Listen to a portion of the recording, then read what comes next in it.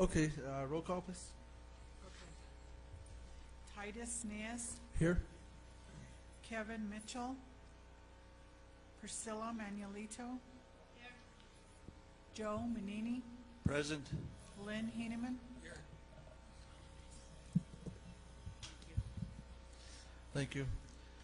I'd like to begin this evening with our meeting to have a moment of silence. Unfortunately, we got some bad news today that one of our former associate superintendent of this district, Leonard Haskett, had passed on last night.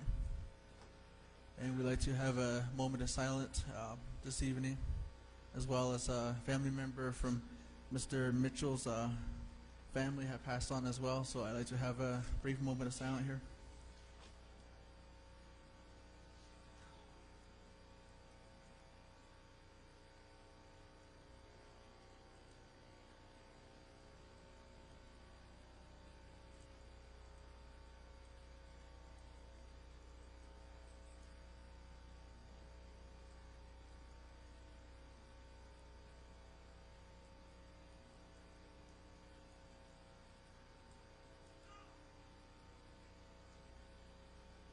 Thank you.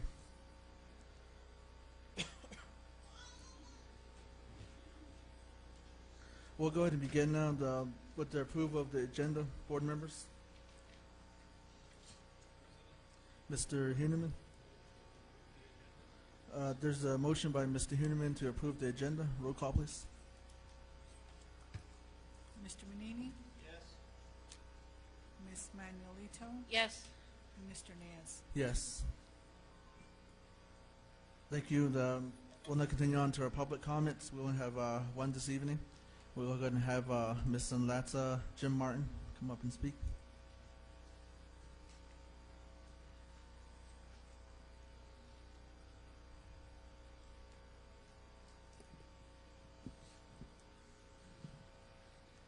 Good evening, board members and guests here this evening.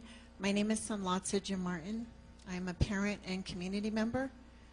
First, I want to thank President Titus Neas for recognizing a moment of silence for our board member Kevin Mitchell from Tohatchee.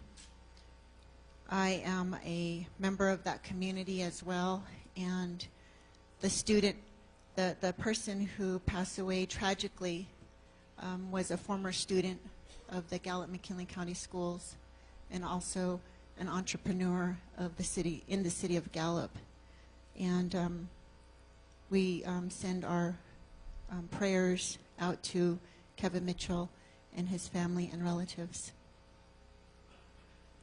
I would like to share a concern with you as a parent in the Twin Lakes area, which I'm sure is a concern of other parents in the rural county schools.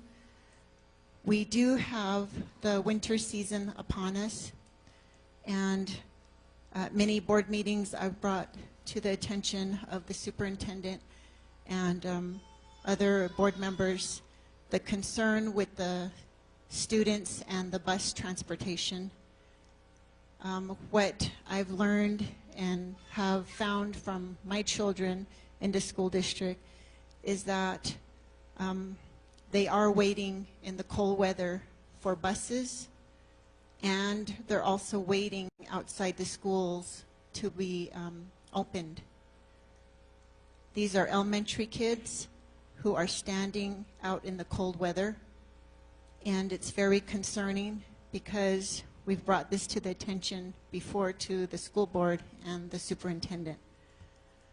I don't know what the problem is, but I think a directive needs to be given to get bus transportation directors and leaders to work with the schools so that these children are not standing and waiting in the cold weather to get on a bus or to get into a school building.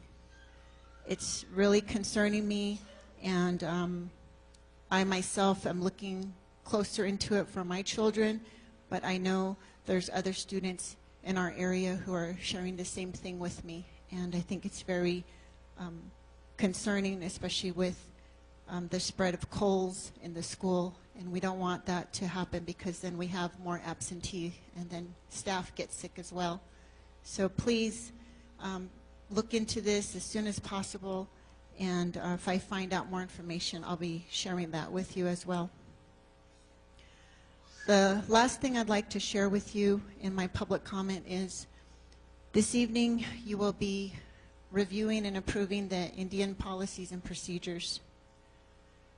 The Indian policies and procedures govern the Native American student population and the parents and communities from Native American populations. I think it's really important that you look closely at this document. For many years, I've been on the review committee for the Indian policies and procedures, and I've seen the vagueness in how these policies and procedures are written and how I feel it has not been taken completely to the communities for their input in public comments. I know there have been some public hearings, but I do not think there's enough. I do not think that our communities have all been aware of what's written in the Indian policies and procedures. And most importantly, I do not think the budget that goes with the IPP has been shared with our communities. We need to know what these monies for our Native American children are being put to use for, and so that we can have a better understanding and awareness. I think it's important for transparency, and I think it's important if you do not understand the IPP that you've been given this evening, please table it, please get more information so that we are making the right choice in these Indian policies and procedures this evening. Thank you. Thank you, Mrs. Jim Martin. Mr. Hedeman? I'll try to use the mic this evening. I got scolded last time for not using the mic properly. We have commented in the past about the board's prerogative of giving a directive to the superintendent on public items. I believe we can talk about this during the end part of the meeting. This is public comment, basically, so we can't sort of rebuttal or response back to it until. It would seem appropriate to me to do the directive in response to the input so we can get a report. I don't care when we do it. This seemed to me the proper time to do it. I don't know. Yeah, I think the appropriate time to do it during the future board agenda items would be a good time to put that directive in there. Okay. So, thank you, Mr. Hinneman. With that, we'll continue on now to approval of minutes. Board member, I do have the November 12, 2015 special meeting as well as the November 16, 2015 meeting minutes. Board members? Mr. President, Mr. Menini? I make a motion that we approve the minutes of November 12th. Mr. Menini, motion to approve the meeting minutes for November 12, 2015 special meeting.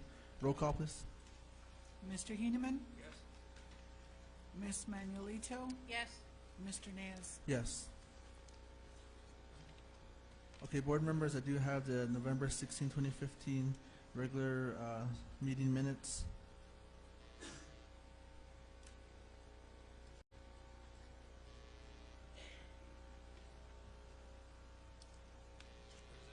Mr. Heineman? Mr. Heineman motions to approve the meeting minutes for November 16, 2015. Roll call, please. Mr. Menini? Yes. Ms. Manuelito? I have a question. Do I, Mr. President, if I wasn't here, Abstain? abstain? Mr. Naz? Yes. Thank you, board members. We'll continue now to the approval of consent agenda items. Board members. Mr. President, Mr. Heineman. I have a couple questions. I'd be happy to just ask for clarification rather than pull the items. One is simply on the out-of-state travel for NASP? Just so we know. National Association of School Psychologists. Okay, thank you. And on the retreat, the UVA retreat in January, is the SSC, are the shepherds part of that, in terms of who attends that? You have already approved the teachers from the schools and the principals and the shepherds from those schools to go. You had also approved Ms. Moffett to go. This is removing her and placing me to go. So I wasn't sure what SSC meant there. Student Support Center. Okay. Answer a question also from C1. I had questions and have not signed that approval for her New Orleans trip. There are several questions I had on it and I had sent back and have not received answers. One, motel rooms are like $250, $260 per night. Asking if they would research to see if there is a cheaper motel in the area, not the resort. And there was also I was okay with the registration fee, the airlines, the per diem, the registration, but then there is a separate workshop fee for them to get CEU credits. And we cannot use public money for personal gain. That CEU credit should be paid for by the person. So I had sent back requesting them to take off the CEUs and to research motels, and I have not received an answer on that. So I would actually ask D1 to be tabled until we have that information. Mr. President. Excuse me, Mrs. Manlito. Under approval, it says travel approved by superintendent. I did not sign that. So that was an error. Therefore, I move that be tabled until the next meeting. There's plenty of time between now and February. Okay. Mr. President, I have another question, please. Mrs. Manlito. With consultations from our attorney, with the understanding that our board needs to continue to get educated and more experience on the UVA, I think this is an important UVA retreat because we need to see what is happening and we need to understand the UVA program a lot more. I recommend that we have 1 or 2 board members attend this training also with the teachers, superintendent, and the shepherds. Is that possible that we can add to a future meeting or in conjunction with this one? We can put it until the future board agenda items. We will request that through University of Virginia Garden and West Ed. West Ed is paying all the expenses on that, but we will ask if we can add 2 positions and have it for the next meeting.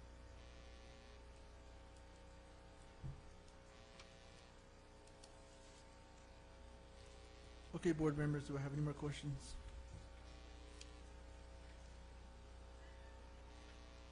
If I have any more question, do I have a motion for the consent agenda items? Oh, I have one more question, sir. I'm sorry. Mrs. Manlito.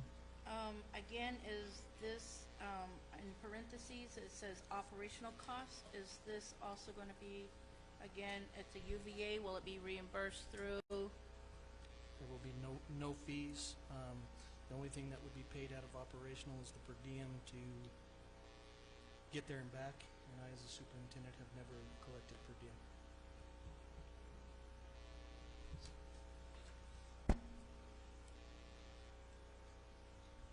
So should it have operation on there if it's no cost then? That's the way it was approved for Ms. Moffett, so I think they just duplicated it. So in your motion, if you would like to say with the amendment of D1, no cost to district, I'm okay with that.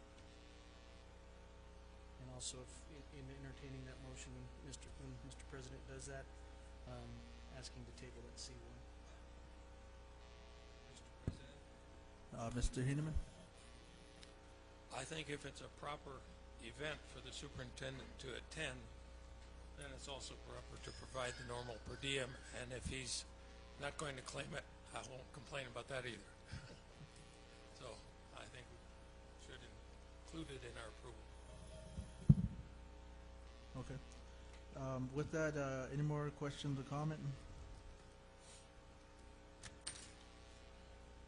If not, I'd like a motion from the board. Motion to approve as amended.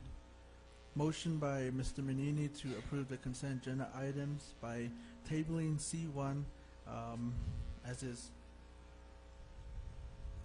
Roll call. Mr. Heineman, Yes. Ms. Manuelito, Yes. Mr. Nez. Yes. Thank you, board. We'll continue on now to our study circle superintendent's report. At the beginning, we recognize some people who the community has lost. It also come to my attention, we lost a long-term bus driver and then bus attendant, John Williams, over the last break. So if you would just keep him in your his family in your prayers also. John Williams was a 20-30-year veteran of the district. And he'll also, even though he retired August, July, I think that goes to tell some of us, retire when you can. We go to recognition. Ms. Frazier, would like to.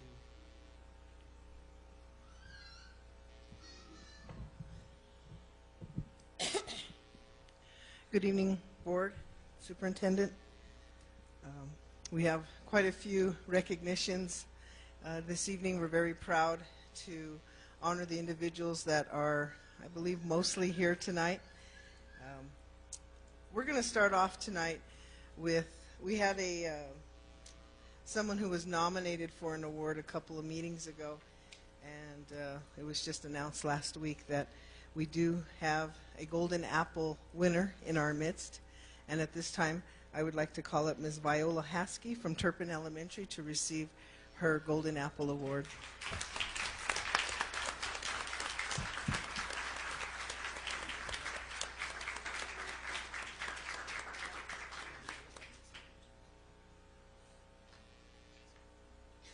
So I was here like a little over a month ago, and I gave a little speech, but I think you guys want to hear a little bit more, so I have a little bit more.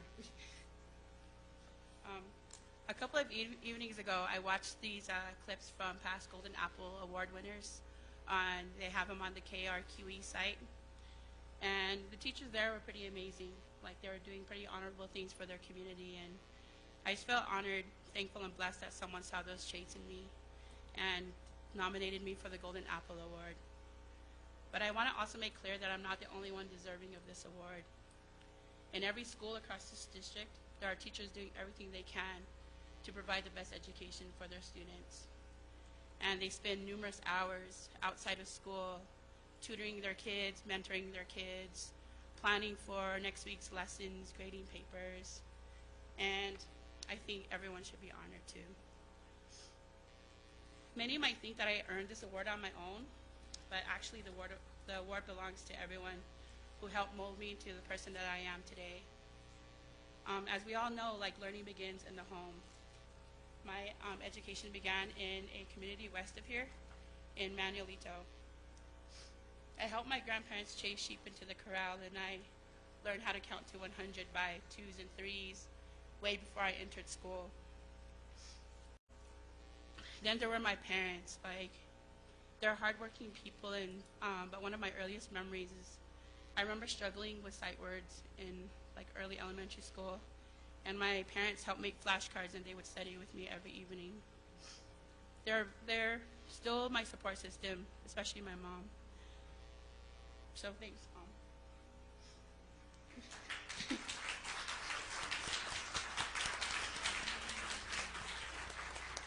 I also have aunts and uncles who are an integral part of me. Part of the reasons I did so well in school was because my Aunt Martha promised to buy me books if I had good grades. And she fostered my love for reading, and to this day, like, some of the best conversations are when we are catching up on like the latest good read. I want to thank my family for setting high standards, for teaching me compassion for others, and always pushing education ahead of other things. My siblings for keeping me humble my nieces and nephews for showing me unconditional love, my friends who are awesome teachers, like for being great role models and for being my support system, and Turpin's great staff anchored by our principal, Mrs. Mauer.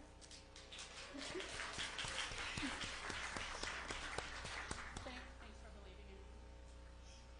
And I also want to give a huge thanks to my other family, my students, the kids I've taught and coached in the past, and their families.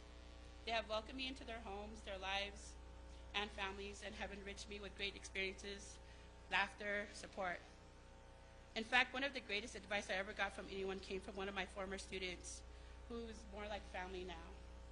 He said, "Ms. Hosky, stop stressing. Live life 100% every day, because that's what you're supposed to do." Thanks, Matthew Begay. It's the smartest thing anyone has ever said to me.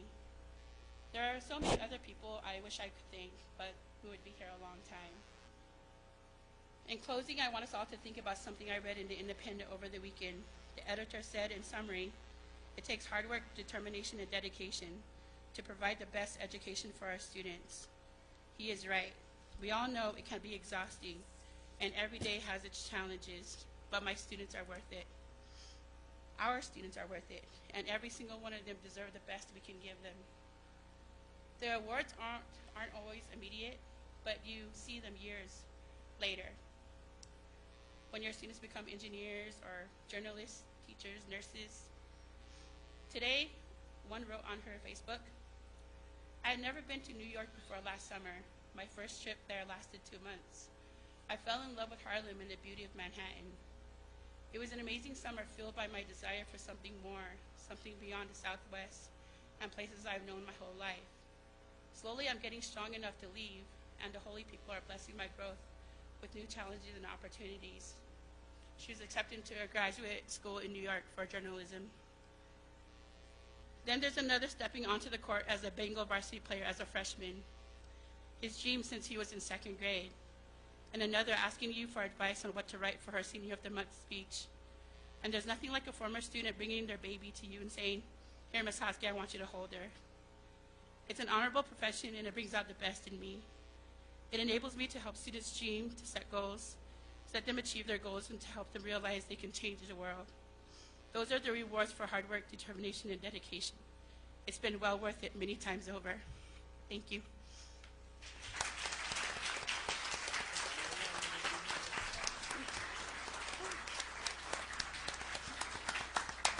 Can we have a standing ovation, please, for our Viola Hosky?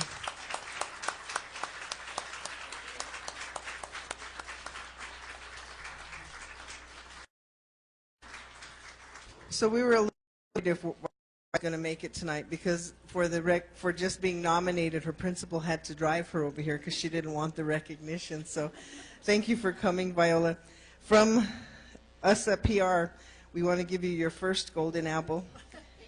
And as you shake hands with Mr. Hyatt and Ms. White and Ms. Hanks, as well as the board, they too will gift you with your golden apple. Thank you.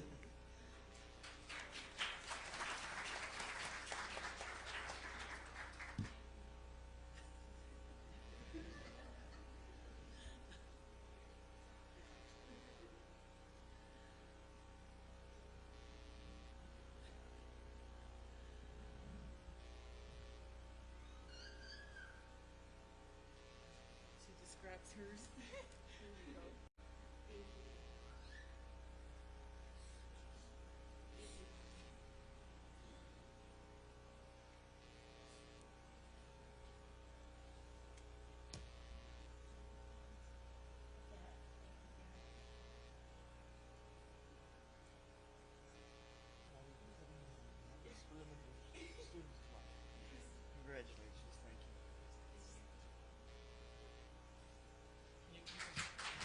Thank you.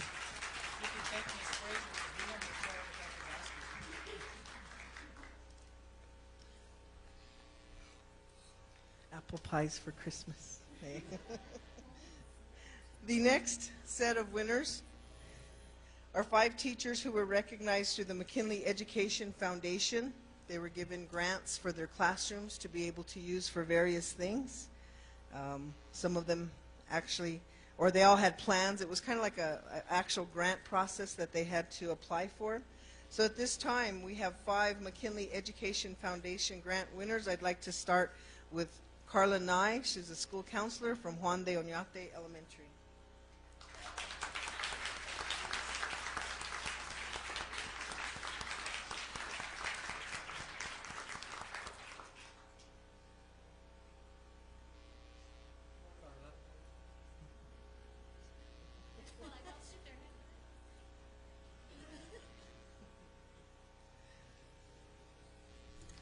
A kindergarten teacher from Stagecoach Elementary, Tara Hall.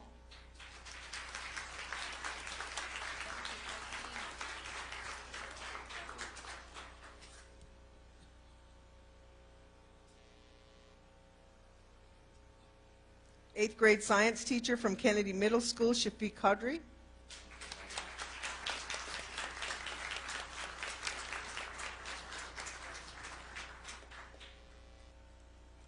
Sixth grade English language arts teacher from Kennedy Middle School, Philip Nielsen.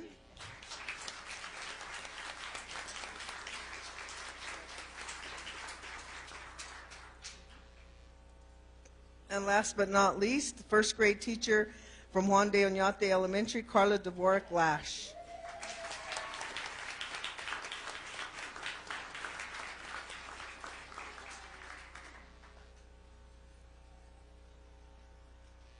I'm just going to mention that when I wrote this, I did this in partnership with one of my peers, actually 2 of them, but one can't make it because of family commitments.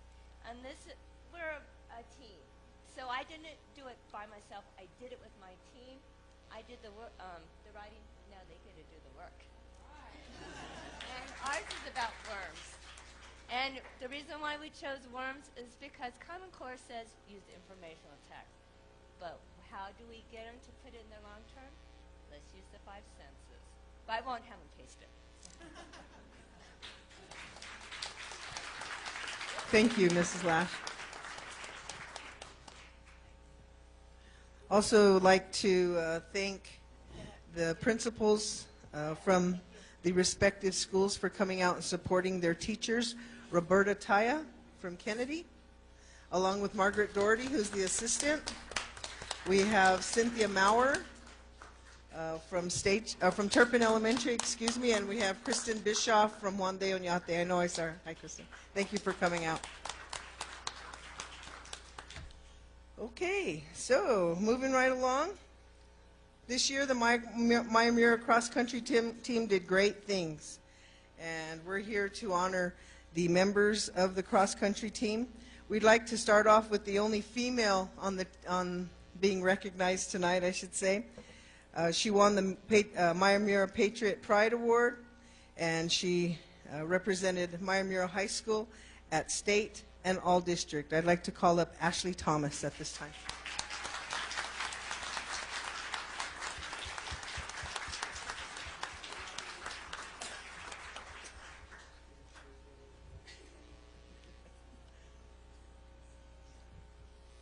So coming in at number 7 at district for Mayamura High School and a Mayamura High School letterman, Jaron Jones.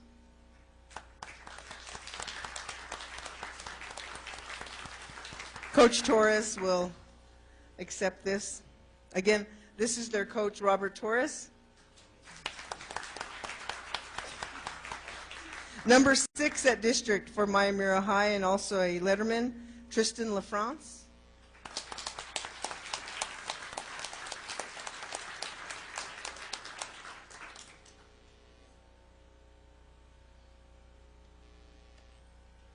Number 5 at district for Mayamura and also a letterman, Scott Johnson.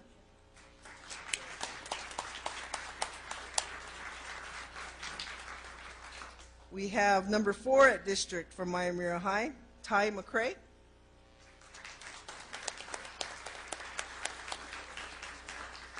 We have number 3 at district for Mayamura High, and he also got the Mayamura Patriot Pride Award, Travis Conuto.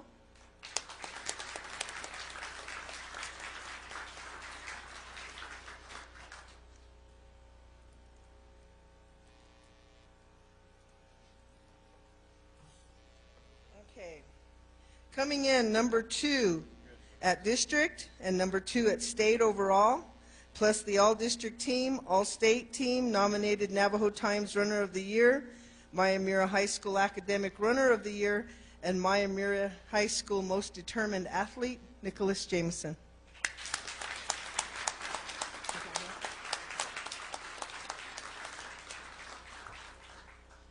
Number 1 at district, number 1 at state overall, all-district team, all-state team.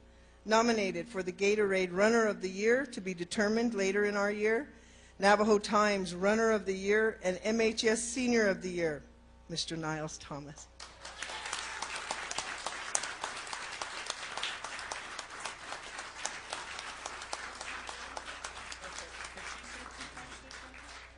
She did not say 3-time state champion.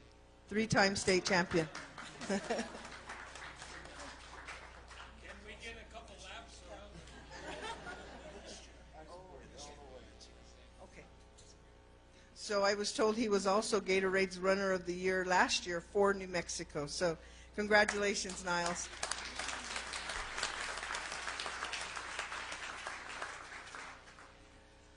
So for the next few school board meetings, we are going to recognize the winners that came out of our Native American Month activities at all the schools. A lot of princess contests. Some schools had braves and princesses chosen. And since we were kind of on a Mayamira twist tonight, we started with the Mayamira Brave and Princess. I'd like to recognize a junior who is 16 years old from the Navajo tribe. His name is Garrison Bennett.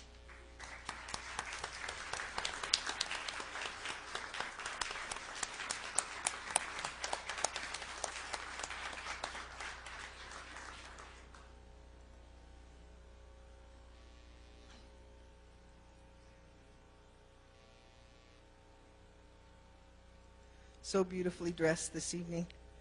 Also, a sophomore, 15 years old, who is also from the Navajo tribe, is the Princess, Hannah Chone.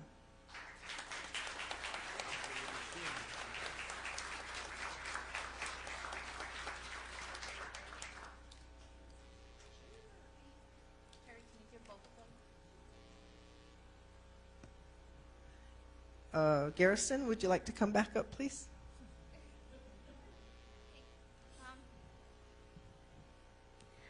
Yat a shik a dos it nash a hanatonian chair. Adonan the shinigi hanagani nishlan ashi a bushin touchy ni dash take on a dashnella. Akut ego a kenishly. Naked Emilia dope on scuts ada do hasta da Hiroshi Mirror but a initially. Hello, my name is Hannah Tone. I'm a sophomore at Mirror High School. I'm Miss Indian Mirror 2015-2016. And I would like to say thank you to the school board members who invited me and for everybody who's here. Yeah, thank you.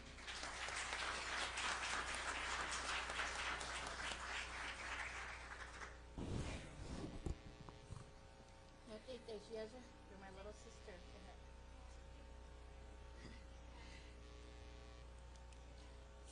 Yate shike she ekers beni anishi te sani nisle halsus pachin kiani dashiche torchini dashinelli Mr. Mayamira Brave 2015-2016 and I like to thank my family for supporting me and some of my friends and that I wouldn't be here, like I wouldn't got this title without my family. I would like to thank my mom / auntie for now, Tiffany Jim for this. Yeah.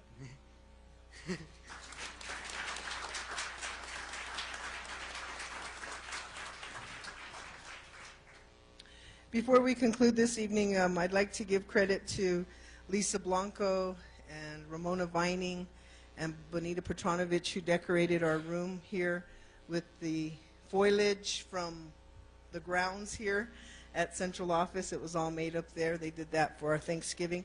And as part of, or from Public Relations, we'd like to welcome Mr. Manini back. So thank you.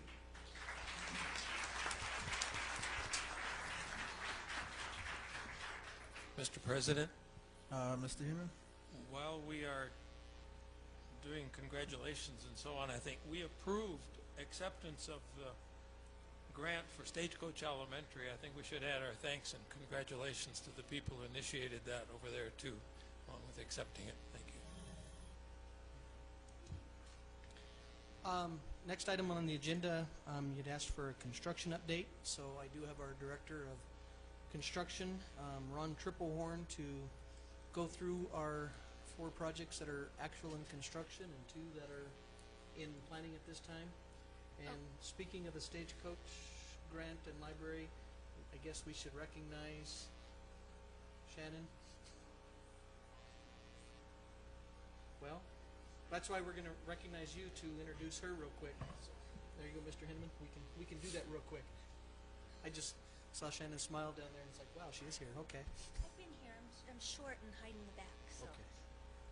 But the very last day of school last year, we had a flood in our library because of a cut pipe to our refrigeration, and we lost quite a few books. So over the summer, Melissa Begay, who was our library assistant, came in and on her own worked for the Scholastic grant. This is Melissa. She knows more than I do. So this is Melissa Begay. Hi, I'm Melissa Begay. I'm a library assistant at Stagecoach. We lost 3,268 books. I had to delete all of them myself. I've been working really hard to replace a lot of the books there. We've cleaned it up quite a bit. I was so sad at the end of last school year, and we had a lot of water damage, not just to the books, but to furniture, carpets. Everything was damaged, and we had just won the award of the most outstanding library in McKinley County, so it was a pretty big blow. But so I took it upon myself to try to replenish our library, and I applied for a James Patterson Scholastic Reading Book Club Award. And they had over 28,000 applicants, and it took some time reading over the summer, all of them, and we were one of the ones chosen. We were granted $6,000 for new books, and we're pretty happy about it. So.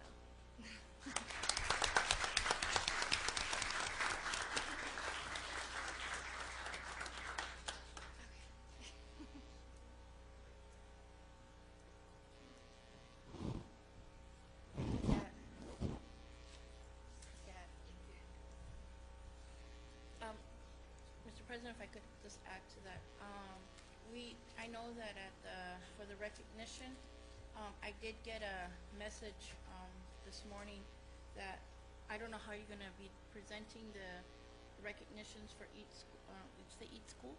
Is that how you're doing it? Okay, so because I know that Saru got and some other schools and the one I represent got some all-star players from Navajo Times, so they'll be recognized at that time too. Ms. Fraser, if you'll let her know what we've asked the principals to do on time frame and such. Ms. Manuelito, we are working on a 2-week time frame.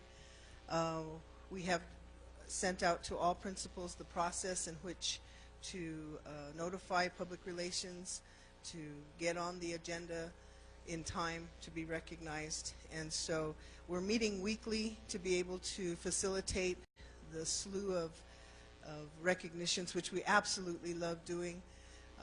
Very excited about this new process, and I'll gladly email each of the board members the process so that you can get that information to us, and we make sure that all the kids and staff or whoever gets recognized.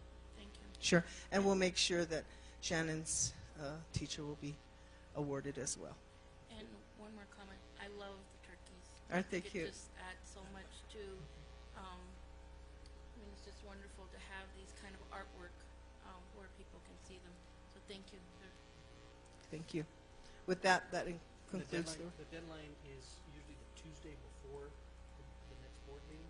So the next deadline is December 14th. Right.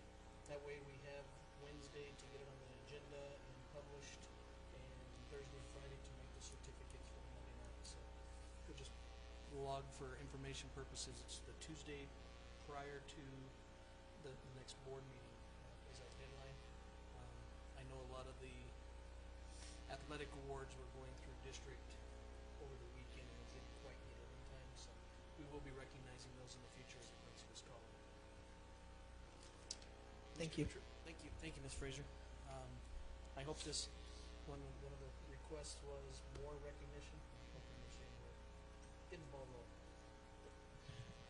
Okay, Mr. Chipperhorn, build us a vision here. A picture of buildings. Yes. Mr. President, members of the board, thank you for having me to give you an update on construction. Mr. Chipetti, thank you. So currently we have Church Rock, or Catherine A. Miller, is, I believe they received their last shipment of furniture last week. The dedication ceremony, I'm not sure when that is going to be. Ms. Moffitt was handling that, and I have not heard a date on that. So we are planning on moving into the building on the kids will be in there on the 5th of January, the teachers will be on the 4th. So we're not going to move into the building until after Christmas break so we can get everything set up. Teachers have time to go in and get their rooms set up and whatnot. So that's what's going on with Catherine A. Miller. Jefferson Elementary is the other school that's next closest to being complete. We are looking at a completion date of that structure on the middle of March, roughly around the 17th of March, so right before we go to spring break. We'll move the kids into that building immediately because we have to tear down the old building as quickly as we can so we can build the bus loop, the playground, and all that other stuff that goes into the parking lots and whatnot. So we should be done with construction completely with that school September of 2016. So we'll be done a little bit after school starts. We'll be just doing finishing touches once school starts on Jefferson. The other school that we currently have in construction is Rama Elementary. We are looking at a completion date on that of this summer, July, August time frame. So the Rama Elementary students will be keeping my knock on wood. Hopefully we don't have a rough winter and construction gets shut down for very long. Moving into that building when they come back to school next year. The next school that we have on construction is Del Norte Elementary, which is a combination of Juan de Oñate and Washington Elementary. We're currently pouring the foundation on that school right now. We're looking at a tentative completion right now of the April of 2017 time frame. It may be May of 2017, in which case we'd probably wait to move the students in until the following school year. We'll just transition over the summer. We have Lincoln Elementary currently in design. We are at 50% schematic designs right now. I have a meeting in Albuquerque to review those on Friday, as well as Theroux. We're both at the same point on those. We start both those projects at the same time. So we are looking, the PSCOC has some funding issues with the state, so those projects probably will not get construction funding until first quarter of 2017, which means we probably will not start construction on those until late second quarter 2017. So May-ish of 2017 we'll start construction on those two schools. Gallup High, we are almost finished with the drainage issues that we have on the outside of the building. We're finalizing some of the grading issues and putting in drainage pipes and pumps and whatnot. We're going to let that building dry out a little bit before we do work inside because we need to fix the problems outside before we do anything more inside. Some other projects I have going on currently are I am under contract currently to replace all of the track surfaces at all of the county schools. It's approximately $1.7 million to completely strip those off and replace them. So that project will not actually, some of the work has been done. They've taken off some of the track surfaces at certain areas because they were more of a hazard than any good. So we stripped them down to just the asphalt that's underneath. Unfortunately, the kids they can practice on it, but they can just run with regular tennis shoes, no spikes. That work will probably start in May because that track surface can't be put down unless the temperature stays above 50 degrees. And usually that's around May that we get to those temperature thresholds at night. Another projects that we're working on is I'm currently in design on a softball field for Thoreau High School. I'm also in design on a softball field for Mayamura High School and a baseball field with a practice football field in the outfield, kind of like at Ford Canyon, which will go where JFK's current grass field is. All these fields are going to be turf fields. They're not going to be grass. Grass is too hard to take care of in this climate. A lot of man hours go into it. So the other thing that I was tasked with last week was to, and I'm working with this with Marco Abeta, is the with the rash of security issues that we've seen across the country lately. I am going to be going out to request for proposal for all schools to get video surveillance systems in them. High schools and middle schools will have 100% coverage inside. Elementary schools will have mainly the exterior, the doors that go outside will be monitored, as well as all of those schools will have a single point access, kind of like you have here at central office, where someone has to buzz you in to get in. I don't know if you all ever get a chance. Indian Hills has a pilot. We piloted it out there last year to see how the system works. It works really well. It's camera on the outside of the building, so even if the office is removed away from the front where you can't see it, you can still see their faces. You can buzz them in, or you can say, sorry, go away, come back later, whatever. So that's another thing we're working on. I'm estimating that project's going to be probably a couple $1 million. And then finally, the last project that I have going on is the Tohatchi High School lighting project, and that is entailing lights from 491 to all the way up to the parking lot, and then lighting the parking lot. We've hit some snags with that. We had to go out to an electrical engineer to get that designed. I talked to the contractor today. He has, on 3 occasions, gone out and marked where he needs 811 to come and call before you dig, and someone keeps stealing all of his markers. So 811 comes out, and they can't mark because they don't know where he's going to dig. So if anyone has connections in Tohatchi, please leave our markers alone so we can get this project going. Hopefully they'll be out there tomorrow to do it. They were out marking it again today, but this is the 3rd time that they've had to mark it. So those are, in a nutshell, my projects that I have going on. We have also, we have the Tohatchi High renovation from the flooding. That is going to be complete, I believe, here in the next week or so. Flooring is going in. And then over the weekend, we had an outbuilding. It's an old FAA building at Crown Point that some people got into and lit on fire. It's a complete loss. Luckily, we weren't using it for classroom space, but it was storage space, so the school lost snow blowers and weed eaters and stuff like that. So I'm working with insurance on that right now as well. Mr. President. Oh, yes, and then there was a water break this weekend at Chief Manuelito. Maintenance and operations handled that. I didn't get an update from Mr. Radcliffe this morning as to what the cause of that was. Set off a fire alarm. It was probably dripping through the roof and got into a smoke detector. So. Mr. Menini? Mr. Triplehorn, question on funding for your security. Is it coming forth? Do we have it now, or what's going on? For Mr. Menini, for all of the projects that I've laid out to you, we currently have the funding for them. And it should not impact our future obligations for the Lincoln and Thoreau schools. We should have enough money from our general obligation bond sales and our 2 mil as well to cover these projects. And the bond issue coming up in February, will that cover anything? That's a 2 mil levy, so that's more for maintenance type stuff. Giovanna could probably answer that a little better than I can. Sure. So the 2 mil levy that we'll have in February will actually be the state match, and then also the $2 per 100 of assessed value for property collected in the county. Those funds are generally used for maintenance type issues, not for construction purposes. However, if that bond levy does not pass, we will no longer get a state match.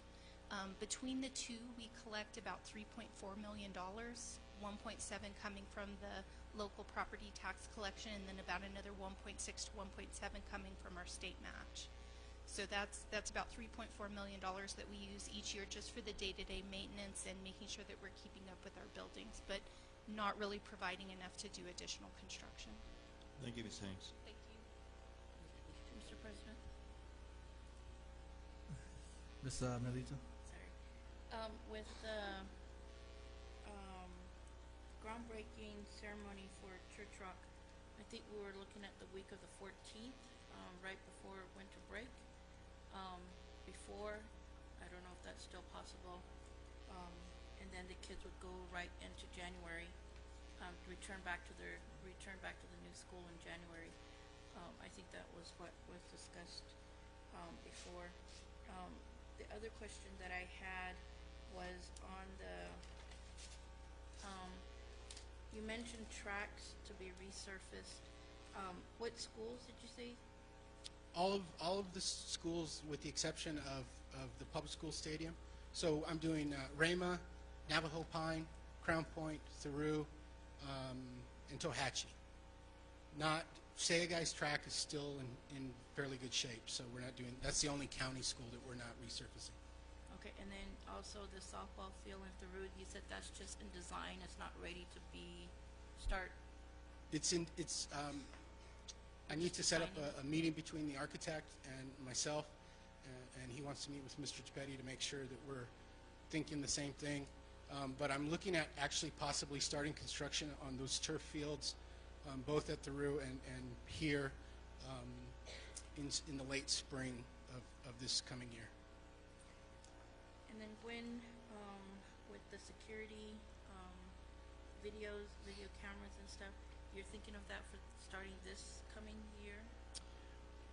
Well, I have to go to RFP first. I need to research what kind of equipment we want to use. So I'm probably going to take me a couple months to get the RFP done and out on the street, and then we usually give them about 4 weeks to respond to the RFP vendors, and then we have a couple weeks of review, and then we have to bring it to you guys to approve. So we're probably looking at it being more of a summer project, where they're actually doing it, because there's going to be a lot of disruption with this happening, and I'd rather try and get it done during the summer.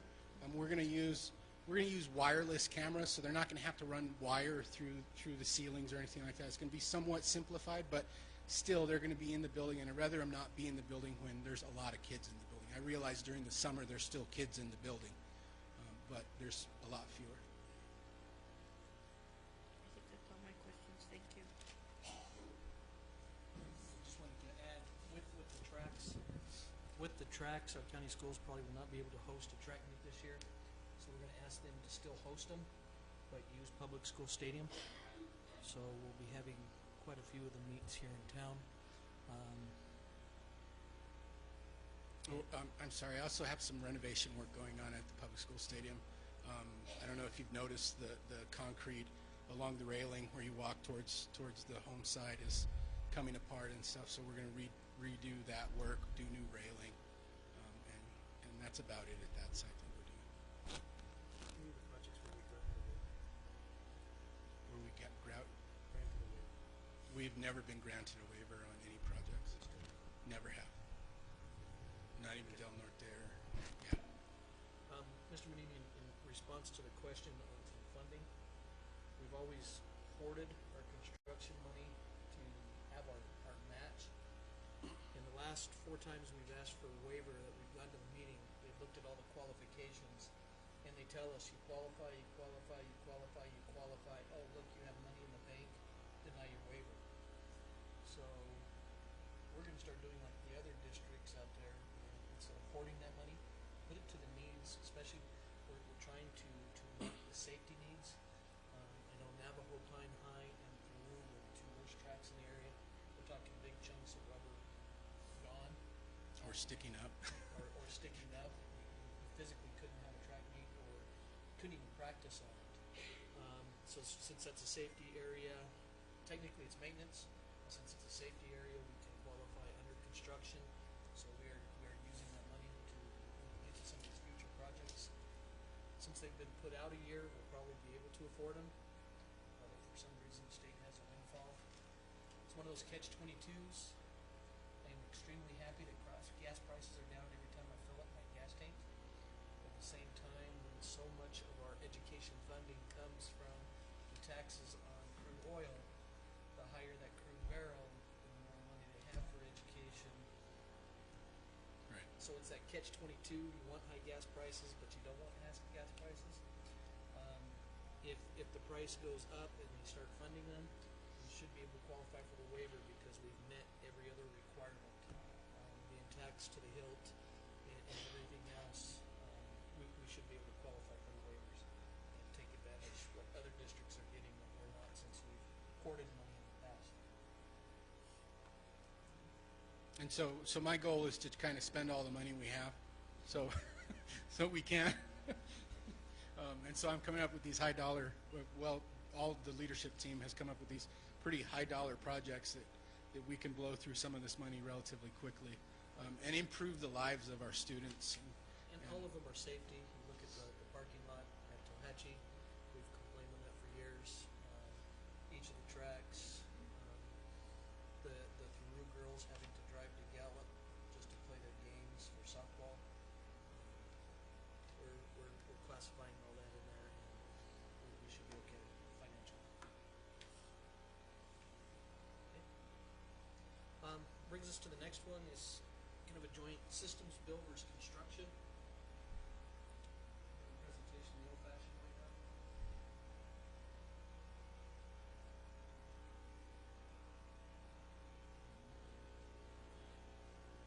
I'm going to do this in conjunction with the legislative plan.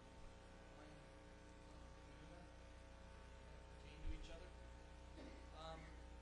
We have never asked our legislators for direct appropriations. The reason being is when we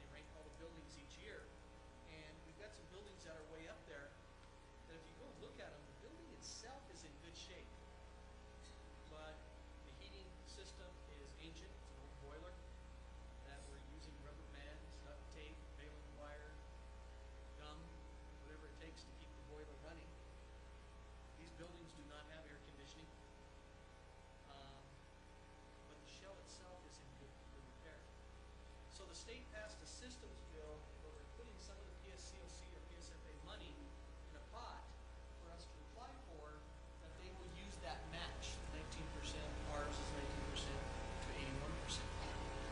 Now, there's some pros and cons to doing this.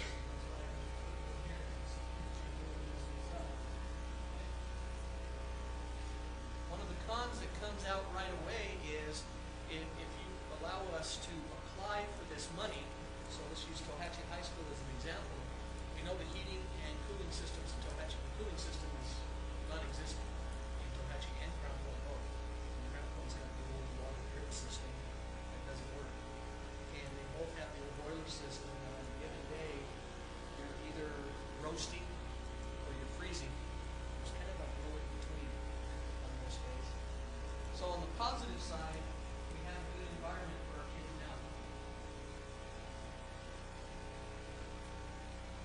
On the negative side, we put the new system in.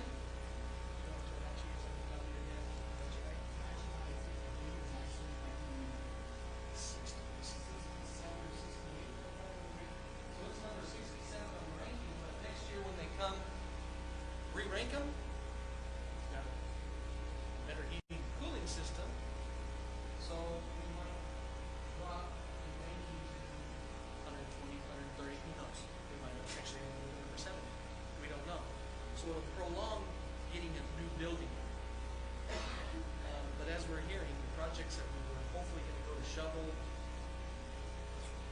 right away in 2016, they're putting off to 2017. So project number 67 is probably 5-6 years out anyway. Do we want to not have heating and seat cooling in the next 5 years? But then another pro, and I'm helping with numbers, if you go to our new schools, yes ma'am. I just got a message on Messenger that they can't hear you. If you could use the mic on the live stream, please. Thank Sure. you. Thank you, those that are watching out there.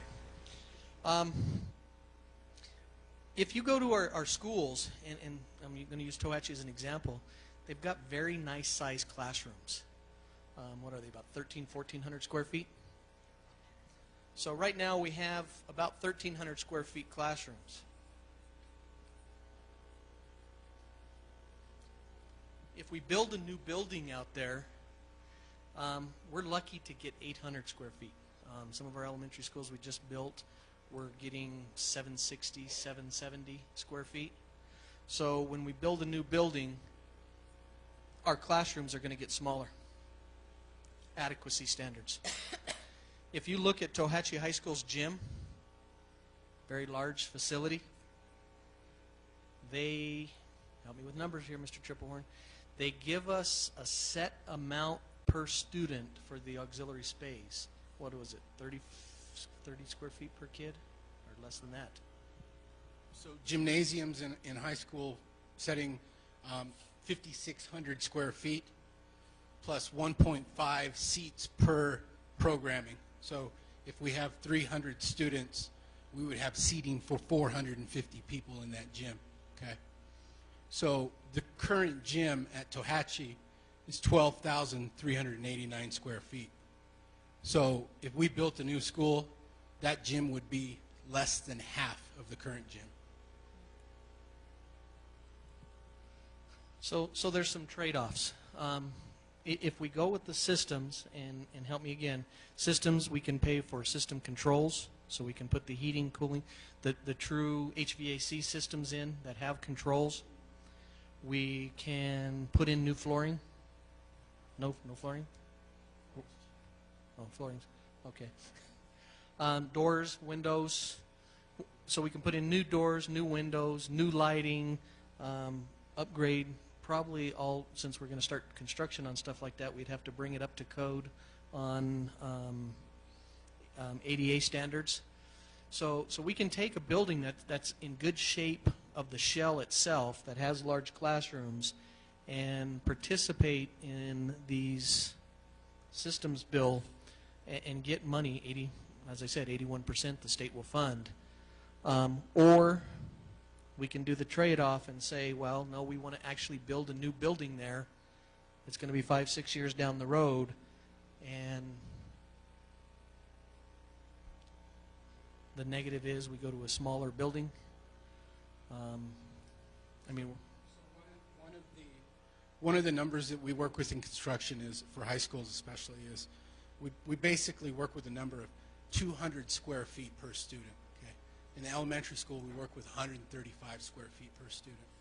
So with current enrollment at Tohatchee, which I believe is hovering right around 275-ish, that would give us a facility that's 55,000 square feet. The current facility is 105,000 square feet. So the building would be almost cut in half if we went to a new building. So like Mr. Gepetti was saying, I have, this last summer I actually reached out to an architect because I knew this bill had gone through the legislature. And we did an architectural study, and I actually got the report on it yesterday. No, today's Monday. Today. And to do a complete HVAC, lighting, windows and doors upgrade package to Tohatchee High School would cost approximately $4 million. Okay? So we would pay about $800,000 to get that done, and we'd, for all intents and purposes, have a new building. Yeah, I remember the first time I drove up to Tohatchee, I was like, "There's no windows in this building," because they're way up high. You can't look outside. Part of that package is to actually move those windows to where people can actually see out. So it would look different. The building, it would have a new state-of-the-art heating, cooling system, probably very similar to what we're putting in our new elementary schools, which is a very green system, doesn't use a lot of utilities. So I mean, we can spend $800,000 of our money on upgrading that school, or we can spend, if we were to build a new high school at 55,000 square feet, that'd be about $15 million to build that school. And we would have to come up with more money, of course, out of our match, but then, of course, the building would be significantly smaller. Not just a little bit, significantly. This is why we're bringing it to you, because there are trade-offs.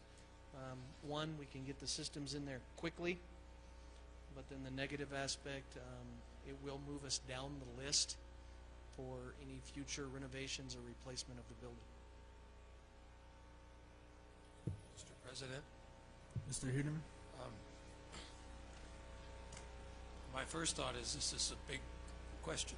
I mean, to work through thoroughly, but just to zero in on your one example with the gym in Tohatchee, does one have to do all or nothing? In other words, is the gym usable, but you could get a new classroom built? We can. It's not an all or nothing. If you look at Miamira High School, we asked for a renovation of the gym because we would have been in the same boat. We would have had a school. The gym there would have probably only had half the bleachers that it has now.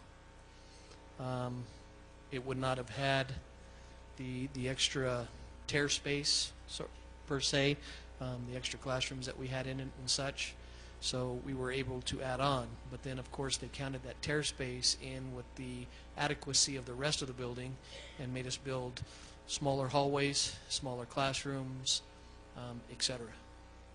So I think our classrooms there, Miamira was the last high school we built, and it was right when the adequacy standards were changing because we had some major arguments. They had us at 1,200 square feet per classroom, and then they lowered it to 800 square feet per classroom, and it took a lot of fighting, appeals, actually getting our senators involved. I'd like to really thank Senator Munoz and Senator Pinto for really stepping up on that issue, and we were able to get, I believe, 950 square foot rooms at that building. But now that's way above code. If we build the 950, we have to pay for the extra 150 square foot per classroom.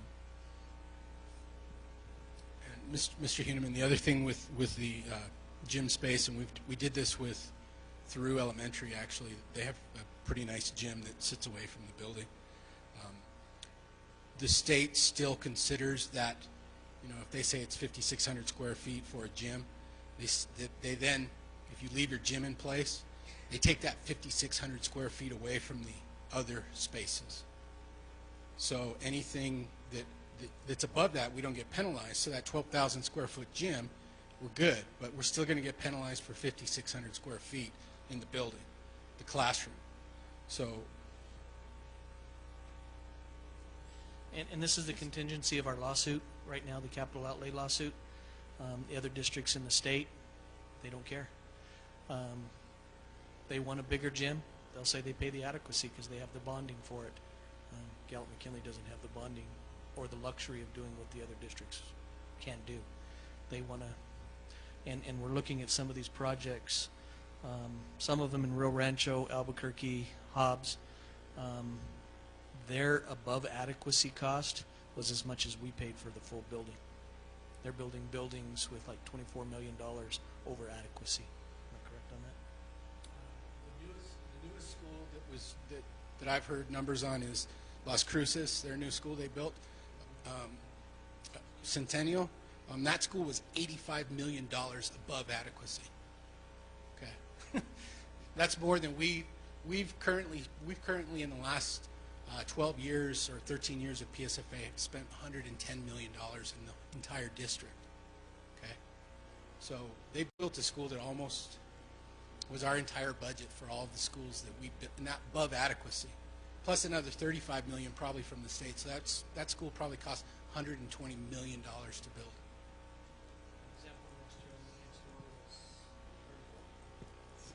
Meimer was built for $32 million. The other thing, you know, when we talk about above adequacy, right now in Gallup, we currently experience about $279 per square foot to build. So if we build 1,000 feet over adequacy, that's $279,000 that we have to come out of our pocket. And we're not asking you to make a decision today. This is an informational. We're going to keep coming back to you on each one as we get the data.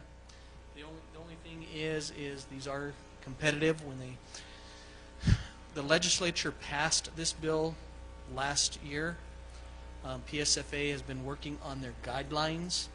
They're going to want shovel-ready projects. So that's why Mr. Triplehorn went ahead and started working with the architectural design on some starting last year. So we are ahead of the other districts. So when they say applications come up, I'm estimating probably February, March. Probably because they're going to wait till they see what the revenue forecast is for their next year's budget, and that's when they're going to put out the RFAs, the request for applications for these type of projects. So by February or March, I'd really like to be nailed down saying yes, we're going to, or no, we're not. So as we start getting the idea of how much it's going to cost for each of these projects and where we need to go, we also want to sit down with our PSFA representative to see quite possibly how it's going to affect us in the long run. But I don't want this to get into a city versus county type thing of, well, we built a new high school in town, but we're just going to renovate in the county. Gallup High is actually moving up on the list quite quick because of the sinking. It's number 125. We'd like to look at doing possibly the same thing there because they've got the old heating and cooling systems. I think they have, what, 40 swamp or air handlers, the old swamp type coolers. That's why Gallup High, even when the air conditioner is working in the summer, it's adding to the humidity and it just gets hotter. So it's something that we're going to be looking at our in-town projects also. Mrs. Melito? A couple of things that I just wanted to mention. I go to a lot of chapter meetings in my district, and Mr. Triplehorn, if you could just summarize the construction's information, construction update information, and all the different the security cameras, the track. If you could just write up something real simple, I would really appreciate that. And I agree with Mr. Hideman on this issue. It's a big question, and I think with the graphs you did and the numbers you gave us, I think if we continue to do a work session, just particularly on this, and us getting to understand, and of course with one of our board members not being here, I think just to reiterate everything with him again would be very helpful. And I think if we could have the documentation with that written out, I'm sorry, I'm a very visual person, and anything like that would really help me a lot. So yes, yes, ma'am. Actually, on the construction, I maintain a SharePoint file. I'll make sure that you guys have access to that as well. And it's basically a Gantt chart that shows where I'm at in construction and all the projects listed, estimated completion dates, and all that stuff. So I'll make sure you guys have access to that. If we can't figure that out for some reason, and Peter can help me with that, we will at least get it printed up for you on a nice big sheet of paper, because it's kind of hard to see if you print it on a letter-sized piece of paper. And yes, by no stretch of the imagination is this presentation did we expect action on today. We just want it to be in the forefront of your mind, because it is something that we can really jump on and get, we're ahead of the 8 ball right now with me doing this architectural study. And if that's the avenue that we want to proceed, we're standing at a very good point right now where we could be at the front of the line to receive these fundings. Mr. President. Mr. Heuneman. Just a couple thoughts that you trigger that I'd like to mention. One is that I think we've had some situations, at least this year, where our class sizes went up, not necessarily total enrollment, but in the overall picture. So I'm wondering,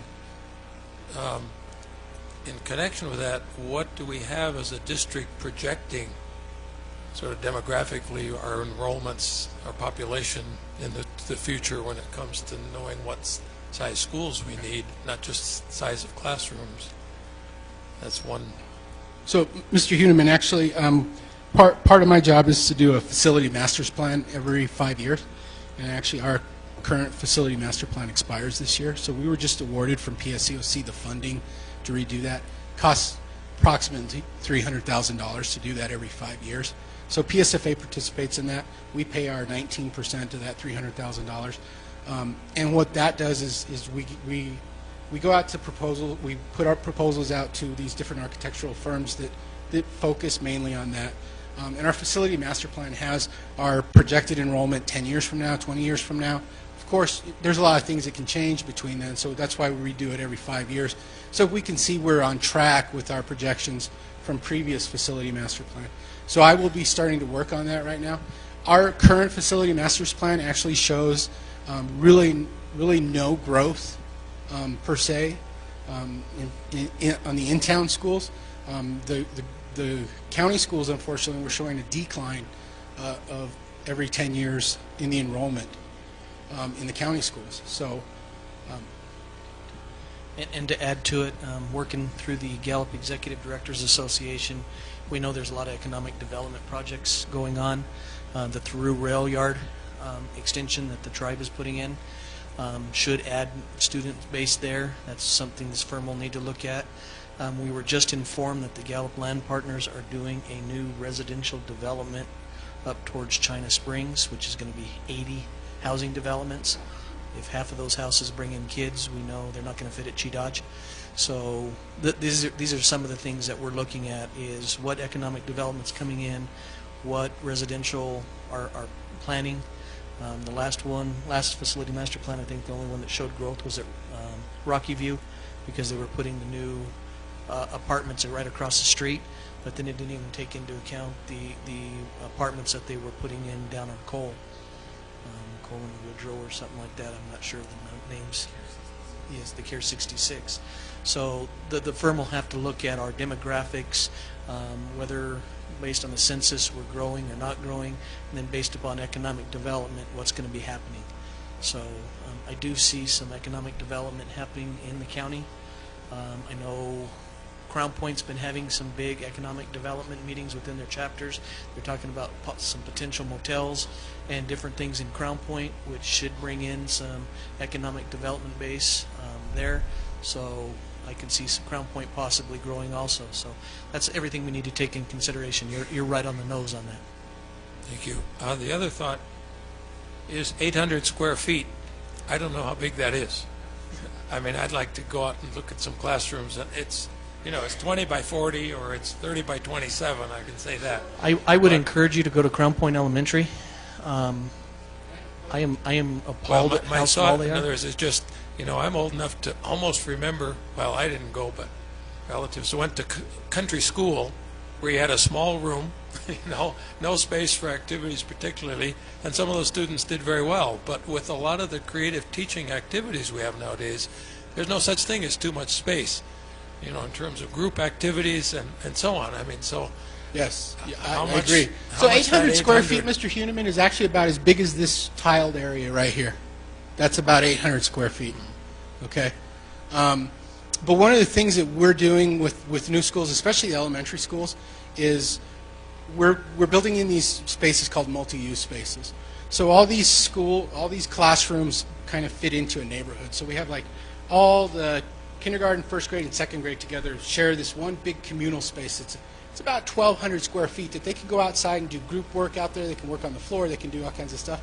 And the classrooms are really set aside for the more traditional teaching styles. I mean, granted, the furniture can be moved, so if they want to sit in a group around the whiteboard or whatever, we're having to be very creative with the square footage that we're allocating. Yeah. I'm just saying, I think for the teachers, more space opens up more possibilities Correct. for their And if you go out and tour Catherine A. Miller's classrooms are actually 746 square feet. So they're small. Through elementary, I think we're sitting at 800 square feet for those currently in design. Of course, you can't see those because they're just on paper. Thank you.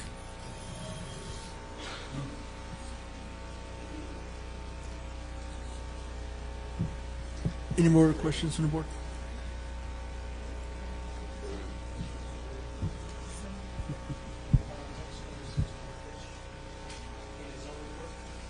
Thank you. Thank you, Mr. Triple.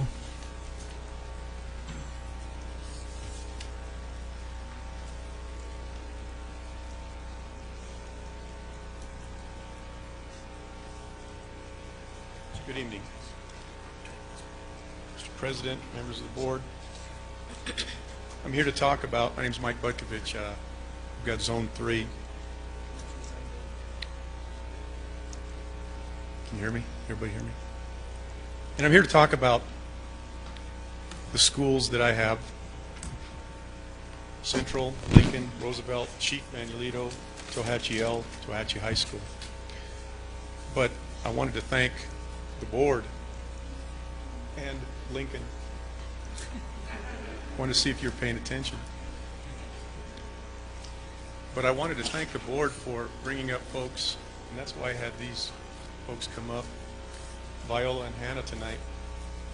And when you want to know about what we do as zone directors, or what we do in schools, or PPE, what our final objective is to come up with situations like this.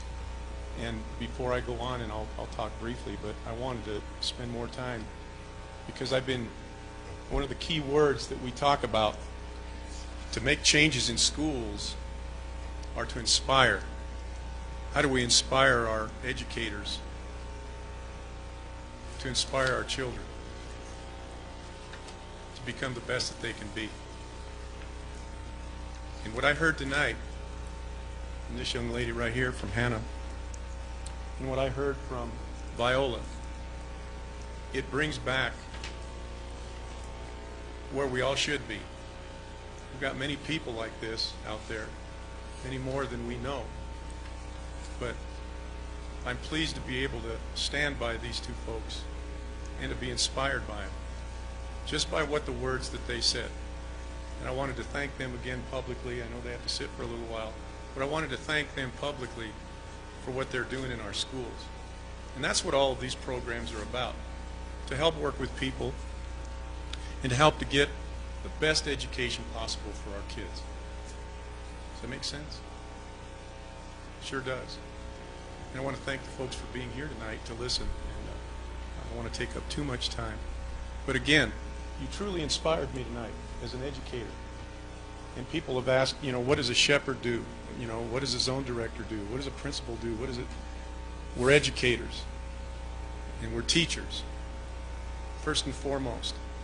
And that's what this lady right here is doing, receiving a golden apple. And again, one of the things we inspire and what we do when we get into a classroom is we can have all different type of techniques. We can do various things. But if we have the ability to inspire, to teach people, that's the whole trick right there. Plain and simple, that's what it is. And I want to thank these folks again. As a student, look what our kids in this area can do. Not just from school right over here, but all schools. We've had some folks come in from Tohatchee. We've had people come all over. And I've seen some of these kids that have graduated. These folks' daughter last year. Outstanding people. They're all over. And we need to celebrate that. That's some of the things we do. And there's so many positive things going on out there that I can't spend all night. But I want to, again, thank these folks. I want to thank the people that have come up in the past. And I think that one of the things we forget is that what great resources we have in these students. There's truly greatness out there. And I wanted to thank you for inspiring me as an educator. It means a lot because I haven't been inspired at times. But when you ask for inspiration, you always get it back. And that's a gift that both of you have given to us tonight. You know, and you represent our entire district superbly. So thank you very much. Okay?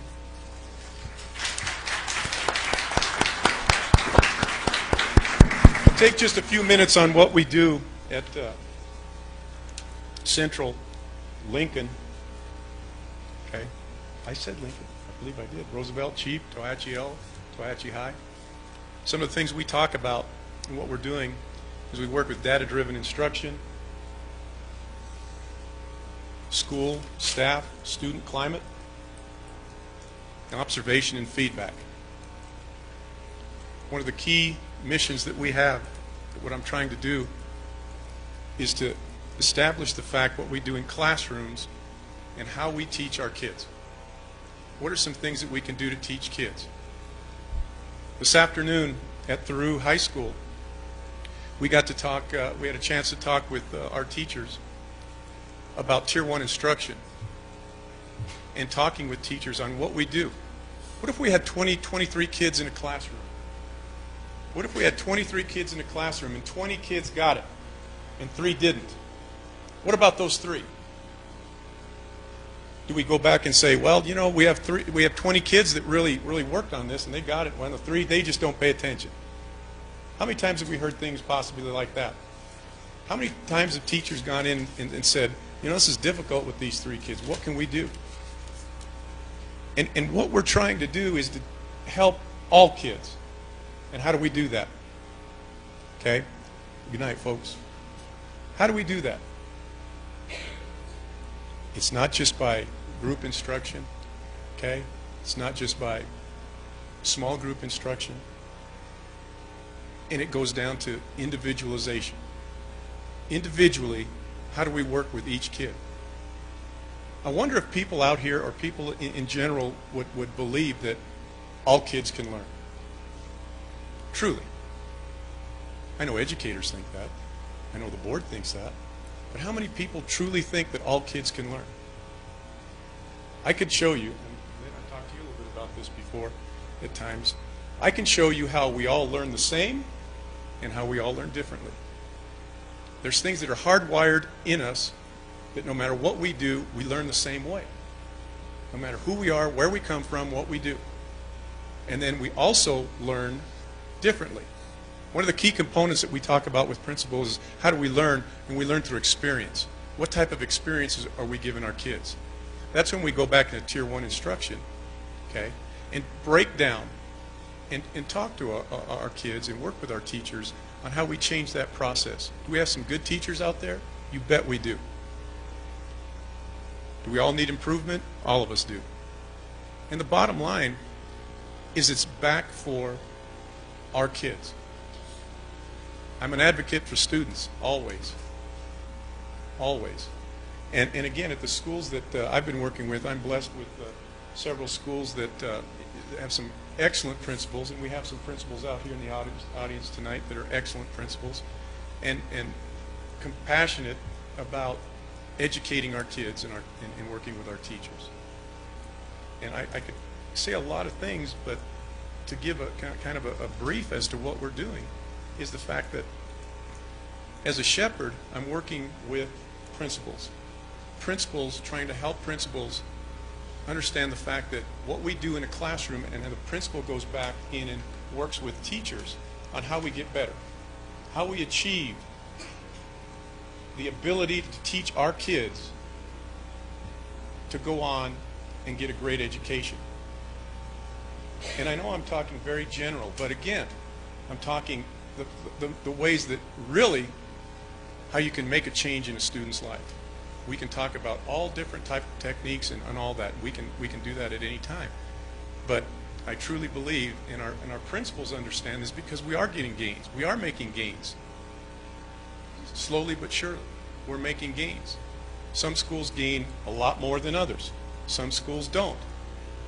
There's the difference between the individualism and the individuality of kids and how they learn. But I will tell you this, that the basic things that we're trying to work on with our teachers and our principals, they do work and they're sound. And I can talk about those if you have questions. And do I have all the answers? No. But do I have an answer about how we can get better? Yes. By their grandparents. And my last question that I had for the other shepherds is, when I attended the UVA meeting, there was a lot of culture out there, the word culture. And that's a totally different meaning of my culture that they had. And I think with that, I struggled to see where it's culturally relevant or where it's culturally unique for our kids to understand what, and if you guys could implement that and continue to talk about that within the different schools to where our kids can relate to it, to make that personal connection to it, I think it's going to be positive. But right now, it's not. And that's one concern I brought to the UVA was when I kept seeing culture, I was all excited about it, but then it was a completely different definition. Understand. So those are the questions that I had for the last shepherds, and I just wanted to know your opinion on those, please, sir. Yes, and I work with the principals pursuing excellence. It's not necessarily UVA, it's a different program through the state of New Mexico. And what we do is basically we work with principals and those type of things. But when we talk about it, tonight I even spoke about, staff in school and student climate. And on culture, and I think I know where you're coming from on this, and I agree with you, and that was back to my interpretation on working with people. No matter what culture, we need to incorporate in how we work with people, and we need to use their experience in the educational process. Does that make sense? And as we do that, that's one of the ingredients that I think that we can really achieve some great things with our student learning. And one of the biggest things that I concern myself with in working in this job is, again, the fact that we work and we mentor principals. Okay? It's a little bit different. Yet it's the same, but it's a little bit different. And we work with principals, and then the principals go out and mentor and work with their teachers. And what we're trying to do in the classroom is trying to get the fact that how we teach, and like I said, we've got some excellent teachers out there, but we're trying to get them information and training as to how do we teach our kids even better and better and better. And how do we get those 22 kids or 23 kids that we're working in class, and all 20 of them get the process, and the 3 that don't, what do we do about those? How do we bring them up to speed? And that's the whole premise of what we're trying to do. Does that answer part of your questions? Thank you. Mr. President? Mr. Heeneman? The slides up there, maybe we should see these first because that might answer part of our questions. But I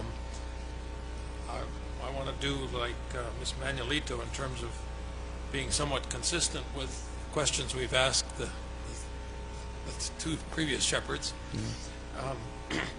I think one of the questions that we have had, various of us, is what are the measures that define for us the growth that you're saying that you see? Because we've also been told that this is a long-term process and we really won't see anything we can measure for longer yet.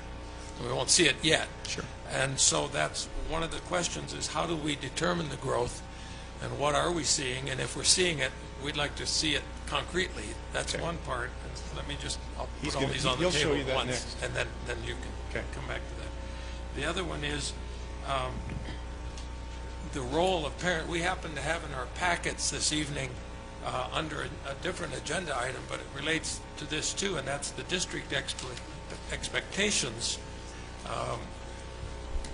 that the district has in terms of turnaround schools and Tier 1 and Tier 2. And I think it applies to all of this. And one has to do with parent involvement. Is a phrase in here, parent involvement embedded in school learning activities. And one thing I've asked every shepherd is, we've got the model.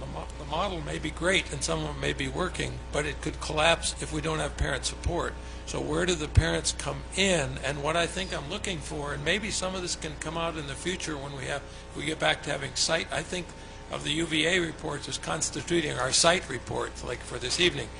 But if we get more specific site reports in the next meetings, maybe they can supply some more specific examples of how are they really involving parents and having that embeddedness, and same with the cultural aspect. We hear that in rhetoric, but what are the concrete ways it's really happening? Is it really happening in specific, tangible ways? And so those are the thoughts, the questions I had. And I'd like to answer a little bit of that, Mr. Hinneman. Where you're looking on the community and parent involvement embedded in school learning activities and events in that third column, that's Zone 1. That's our second year cohort of UVA. They started on it last year with the groundwork, and it's now embedded.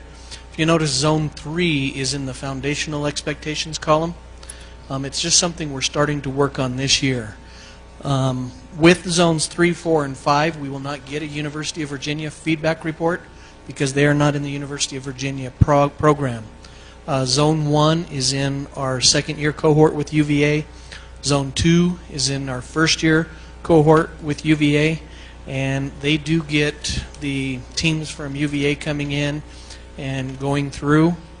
One of the things we are going to be looking at, though, for our Zones 3, 4, and 5, as we get into this next semester, we have some other documents that the Public Education Department puts out. They'll send a team to some of our schools, our struggling schools, and Zone 3 is based on schools in need. They will do an instructional audit. I can produce the previous year's instructional audits for you, and that's really the data we look at to work with the principal for them to set up their 90-day plans to address those issues.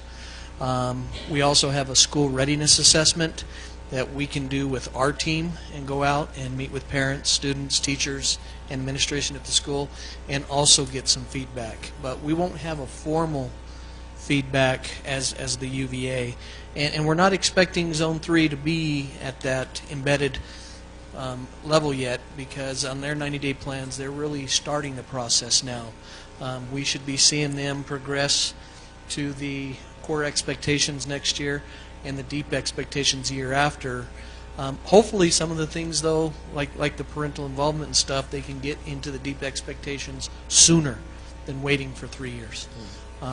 That is something that we're rolling out. So when you look at this with Zone 3, we're really looking primarily at that first column because they're only a semester in. Thank you. And I'd like to know what an instructional audit consists of, because we use phrases in education. Sometimes we're talking about something that we used to have a different name for, but I'm not sure in this case what an instructional audit, what's the checklist or what are the parameters? Or Miss White will forward you all a couple of the instructional audits from schools in your area, so then they can be more personalized to your schools. So expecting your email over the next week, something coming from Associate Superintendent Ms. White on that, so she can get that to you so you can see what the state's coming in and asking and looking at in each of those areas. Thank you. And we can do that for the school readiness assessment also for you.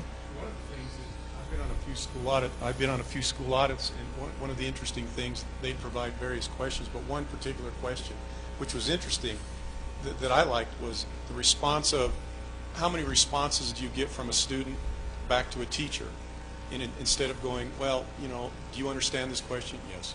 And then we move on. Do you understand this question? Yes, I do. You repeat, you go on, and you explain as to what the answers are, and then you can expand on further answers and then go in more and more in depth as to the process, and we can learn more and more and more. So those are some of the things that they talk about, and we'll get that out to you. But again, what I wanted to bring out to you folks today is the fact that, you know, how we learn and what we can do to make changes in the classroom on helping our students learn better and better.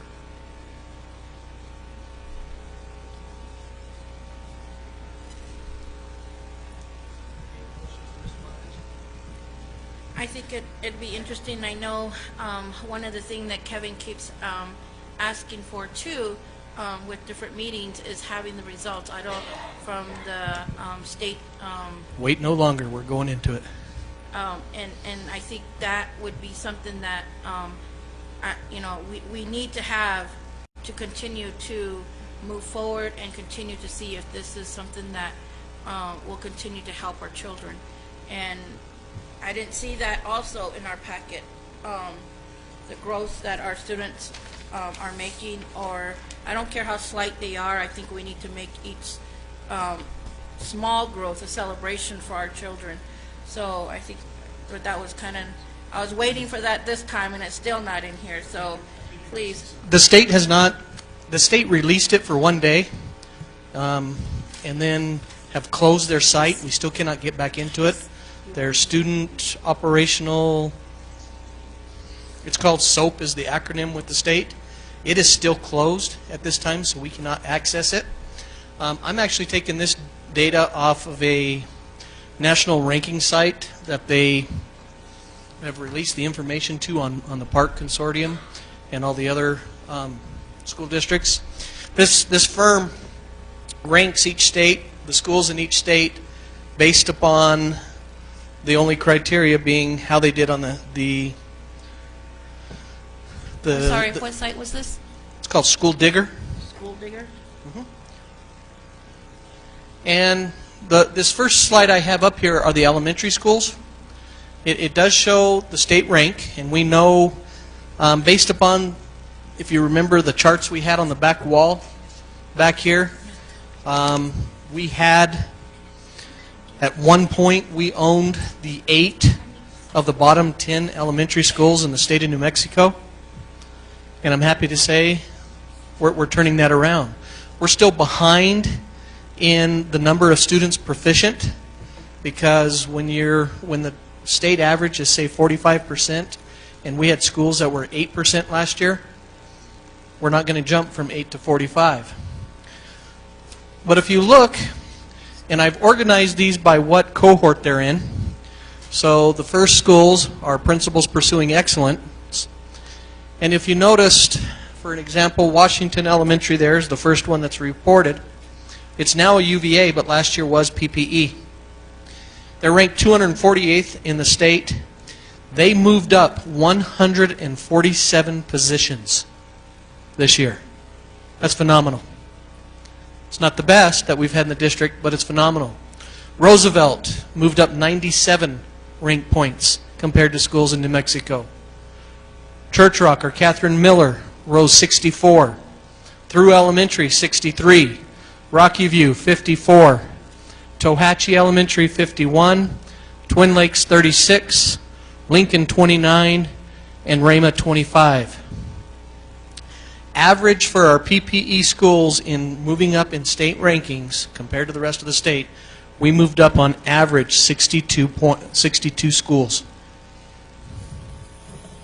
Mr. President, not to interrupt, just so I'm following, if I may, Is that based on the instructional audits you're referring This is to? based on the part test scores only. Okay. This last year, last March, April, when they took the tests, this is how they rated for math and English compared to the state. So you can see Rama is still way behind. They're number 387th in the state. But they moved up 25 positions based on what we're doing. If you'll scroll down just a little bit so we can see them all. The next 6 are UVA schools. Look at David Skeet Elementary. They went up 221 rankings. They were next to last year. They moved up 221 positions in the state of New Mexico. Stagecoach 78, Crown Point Elementary 50, Cheadodge 45, Oñate 33, Navajo 31. So we moved up for University of Virginia an average of 76 schools. Now, remember, this is on proficiency only. The number of students proficient only. This isn't on school growth, on student growth. So you have to think of the number of students we've moved from not proficient to proficient to get to that level. Or vice versa, the number of other schools that went from proficient down to not proficient students. So I'm very excited about our report cards coming out because we know we're low on school ranking compared to the state. I think we had one elementary school over the state average. And that was Red Rock. But also, if you'd look, Red Rock dropped from 72 to 82 in the state. They went down 10 points. Jefferson went down 50. Indian Hills without support went up 173. Mr. Dashner's group did a very phenomenal job. And Turpin went up 53. So when you look at this, this doesn't take into the categories of growth that the report card is going to produce. For us to move up that much ranking, average growth, 65 schools. If you take out our 2 that lost, we actually went up 70 schools on average. Look at what our growth is compared to the rest of the state. 17 of our 19 schools went up in state ranking. Middle tab is middle school. For our middle schools, we had all of them but one make gains.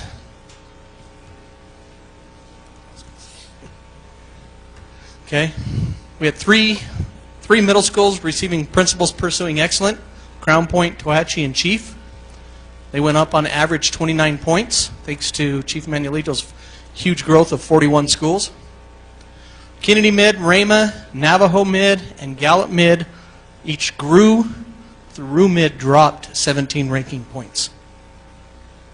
So our non-supported only grew on average 20.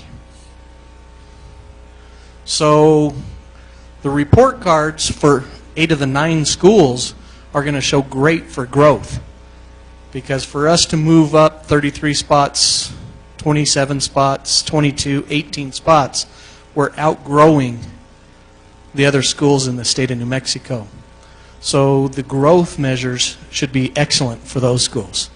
Through Mid's going to have to struggle a little bit with the current standing and dropping, not growing as fast as the rest of the state. If they would have held their ranking last year, they would have been 133, 34, and they dropped to 151. So they might struggle a little bit. But again, so far we've only seen 3 schools drop, 2 elementary, 1 mid. And then as we move to high schools, we have the high schools here. We did have 2 drop. Central High on the bottom dropped 16. That is a very tough measure. It's very hard to measure because that has such a population that's coming in and out, being an alternative school. Tohatchee High dropped 10. And it's in the Principals Pursuing Excellence program, so we were quite disappointed with that. But if you notice our other schools, Through High grew 8 points. Navajo Pine, 15. Rama, 27. Actually, Gallup Central High grew 3. That's our alternative school. Gallup High grew only 6. Sayagai grew 20, and Miyamura carried it with 21. Crown Point High was the school that dropped 16.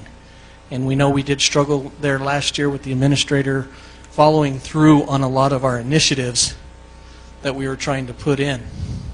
So if you see on average, our schools without support grew 10 ranking points.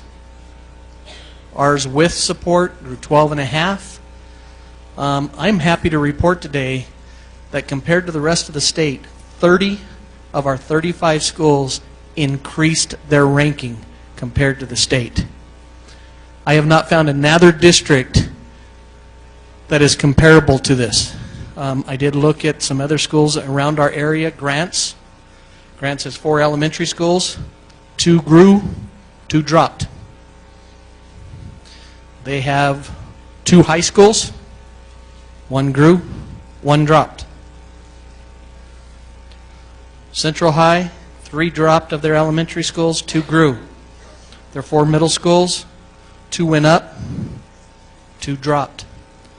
Nobody has shown the overall consistency of as many schools in the district gaining. And I'm going to put that to the initiatives that we've started with data-driven instruction, putting in our curriculum pacing guides, putting in our common assessments. That were stuff that we started with the UVA process designing, but we've pushed out to all 35 schools immediately. But we can see that the UVA schools push. Thank you, Mary. So it shows that our initiatives are working. It shows that our schools that are buying into the process through administrators buying into it and working with their teachers to buy into it are showing growth. We know some of the schools that had negative, they haven't bought into it or they're fighting the system. This is the way we've done it. This is the way we do it. And traditionally, the way we do it has put Gallup McKinley County Schools on the bottom of the list every year. We don't want to be there anymore. We want to start moving up. Happy to report, I think we only had 4 elementary schools in the bottom 10% of the state, where in the years past, as I said, we owned 8 of the 10 bottom schools, not even 10%, 8 of the 10 bottom, where we only have 4 schools now in the bottom 10%. We're growing. We're getting out. Soon as the SOAP data is fully released, we will print you out some reports about actual proficiencies. We did ask Ms. Scandera, the Deputy Secretary of Education for the Public Education Department in the state of New Mexico, when our report card's going to come out, because we were told December. We reminded her it is December. They do not have a set date yet for those report cards. Those report cards, as I said, we're excited to see. We know our current standing is still going to be low because we're under the state average, but we know our growth. The data is here to show it. We are growing faster than the rest of the schools in New Mexico. And again, that's just on proficiency, getting a student from point X to point Y, where we know a lot of our kids grew, but when you're 30, 40 points away from proficiency, you're not going to make up 30, 40 points in a year. But if you make 8, 10, or 12, it shows that the rest of the state's only making 4, 6, or 8. So we are excited to start seeing this data. We're more excited to see the actual report cards. And as soon as they get out, I will have those disaggregated and disseminated and into your hands. But we can't give you what we don't have. That's the sad part. Okay. So how do we know it's working? In the schools, we see a change in the climate, and on that same document that Mr. Hinneman was alluding to earlier, the first column, it pretty much defines what they're talking about in educational climate and culture. Not culture as in culture of a people, but the climate and culture of a school and classroom. What we're seeing as we go into our schools, we see what's going on the minute we walk in, how you're greeted in the office. How many kids are in the hallway instead of in a classroom? How many students, when you walk into a high school, as the teacher's lecturing, are sitting there with earbuds in, watching the video on their phone? That is the climate and the culture of the school. Is the culture on learning and the interest in doing better educationally? Or is the culture as, this is the social place for me to come and meet my friends? And we still have a high school, but that's my biggest concern is when I see 80% of the kids having their phone out in class. That's great if they're using it as a calculator or they're Googling something as a resource. But when they're watching an Insane Clown Posse video, I don't see any educational benefit whatsoever. And the scores show. So that kind of defines what we're talking about, climate and culture. It's what we see, how many kids are on task. Is this teacher up front lecturing and showing the kids what they know? Or is there interaction going on between the students and the teacher? Are they having their data meetings, and are they discussing in the data meetings, collaborating, what's working, what's not working? This is what the data from last week showed. I had 23 out of 24 kids get it. And this is the plan I'm writing for that 24th kid. Or is that a time for them just to take a break? Hey, we got some time built into our schedule. I'm going to go get a root beer. We can see what's going on in the classroom. That's stuff you can physically see that's changed. What schools have bought in?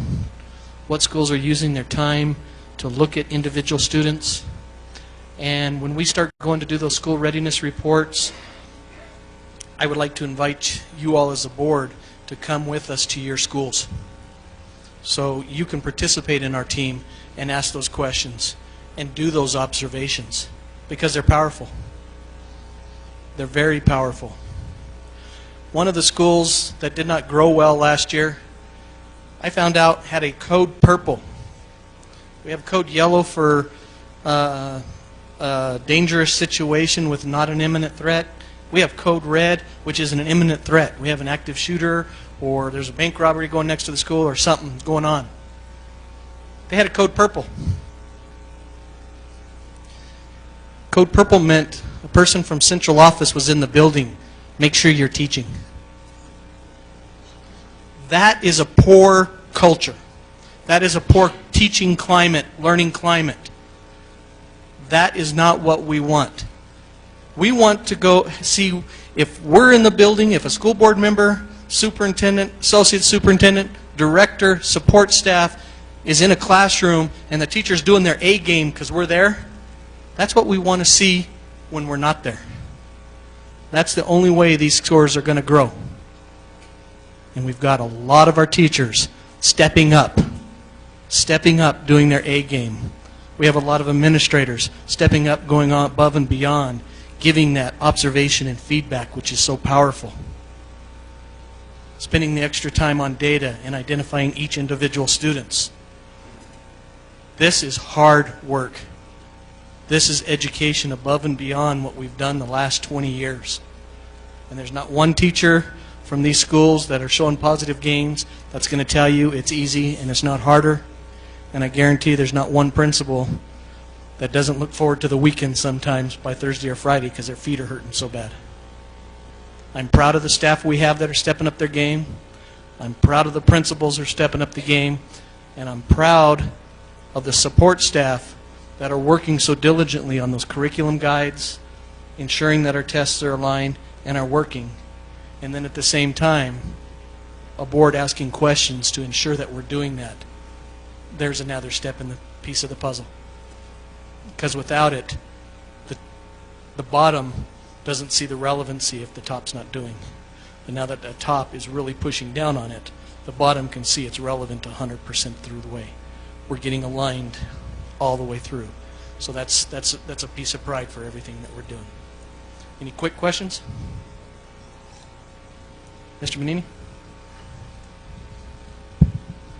Mr. President, Mr. Spetty, one thing we could use is more information on when you're going to do to go to those schools so that we can know when to go with it so we can plan.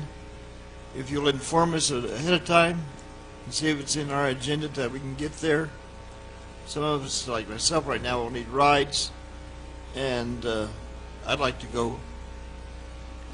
We'll start those audits next semester, so I'll be happy to let you know 100% know exactly when we're going to be doing those audits at each given time. You bet. Also on the University of Virginia visits, we'll let the zones 1 and 2 for those schools that they're visiting let you know when we're going to those also. Mr. President? Mr. Heeneman? Thank you.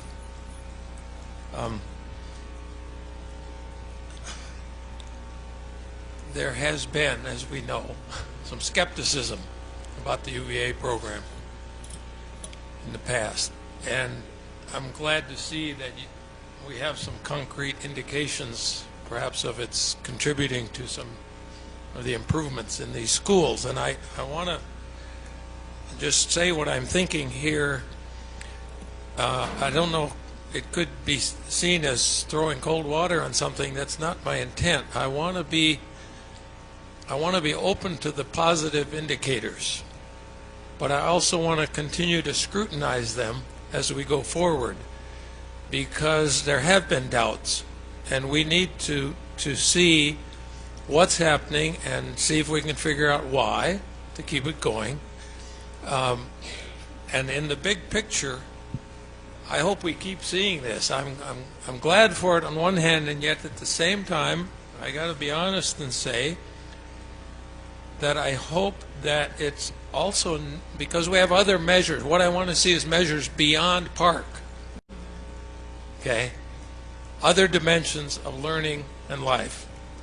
And so I hope, for example, this is not just a more effective way to move Native kids out of their native language.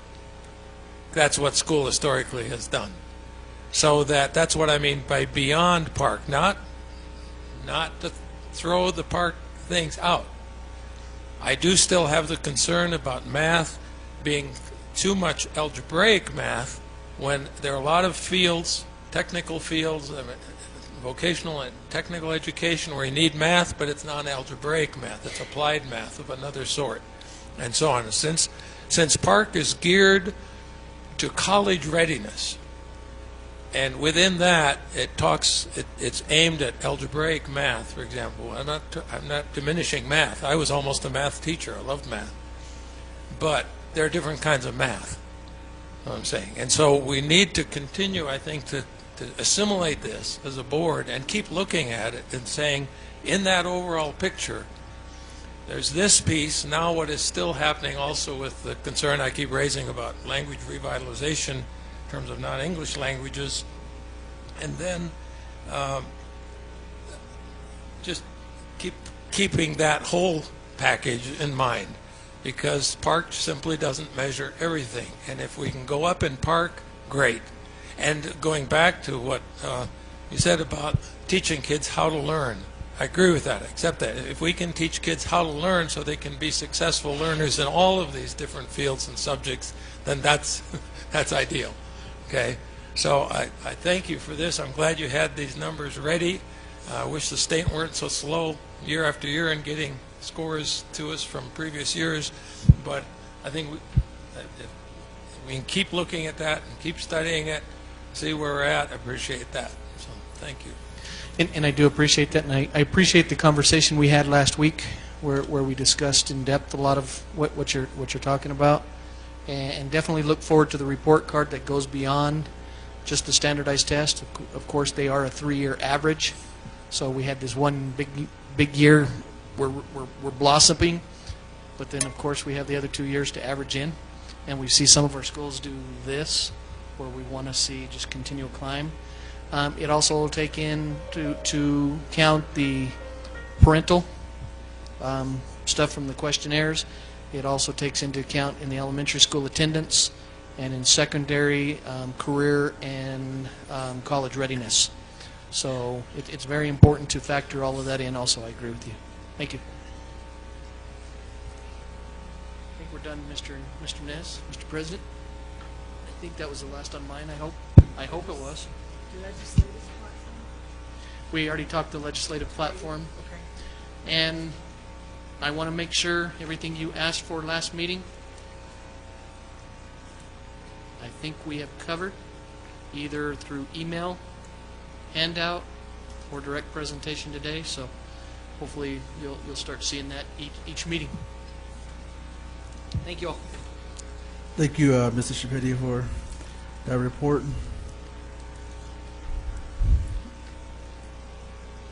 We'll go ahead and continue on now to our board report. We'll go ahead and start with Mr. Huneman and make our way down. Mr. Huneman. Well, just simply to say that I attended the breakout sessions at the New Mexico School Board Association annual convention. There were three,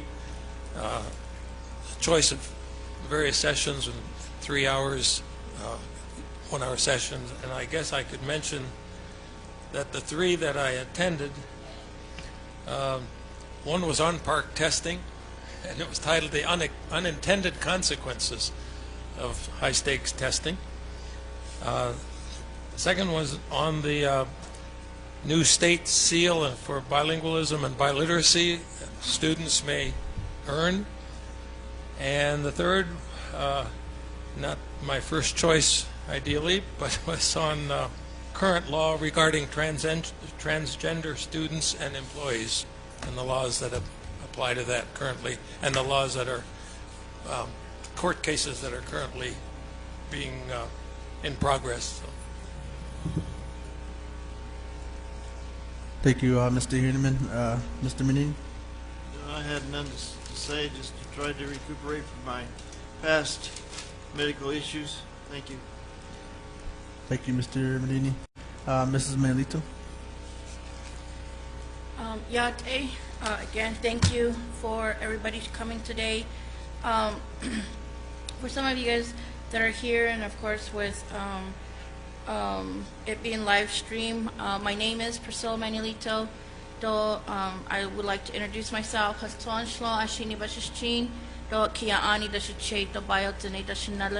And with having the two the Princess and the Brave here with us, I found a little sister and also a grandfather to me with those little ones. So I want to say thank you. That's how important our clan system is, and just having that connection with our children in our community and in our elders and are very important. I want to first start off with my report. I did attend the Baka, Theru, Yumbato, and Pinedale chapter meetings, and I try to interchange them. Since I missed the last board meeting, I'm going to combine both of them together. I also attended the audit exit meeting that was held here. We went to Santa Fe to attend the Indian Affairs meeting there with Mrs. Moffitt. Also, we did I attended a couple of the Thanksgiving dinners that were within our schools. Where I was very honored to be invited by Tohatchi High School to judge their Princess and Brave pageant. And I also wanted to, at this time, just to say thank you to the issue that I was placed in the last month.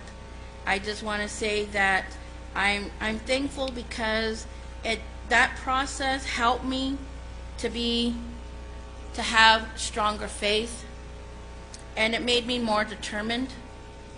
And I think that with that, it's going to help me to continue to be the voice for the students and our parents in Gallup McKinley County. So I just want to say thank you, and that's it. Thank you, Mrs. Manlito. Since the last board meeting, we started with the Tohatchi and Windrock scrimmage game. It was just a scrimmage game, no scores, but we had a good turnout there at the Fighting Scout Stadium in Fort Defiance.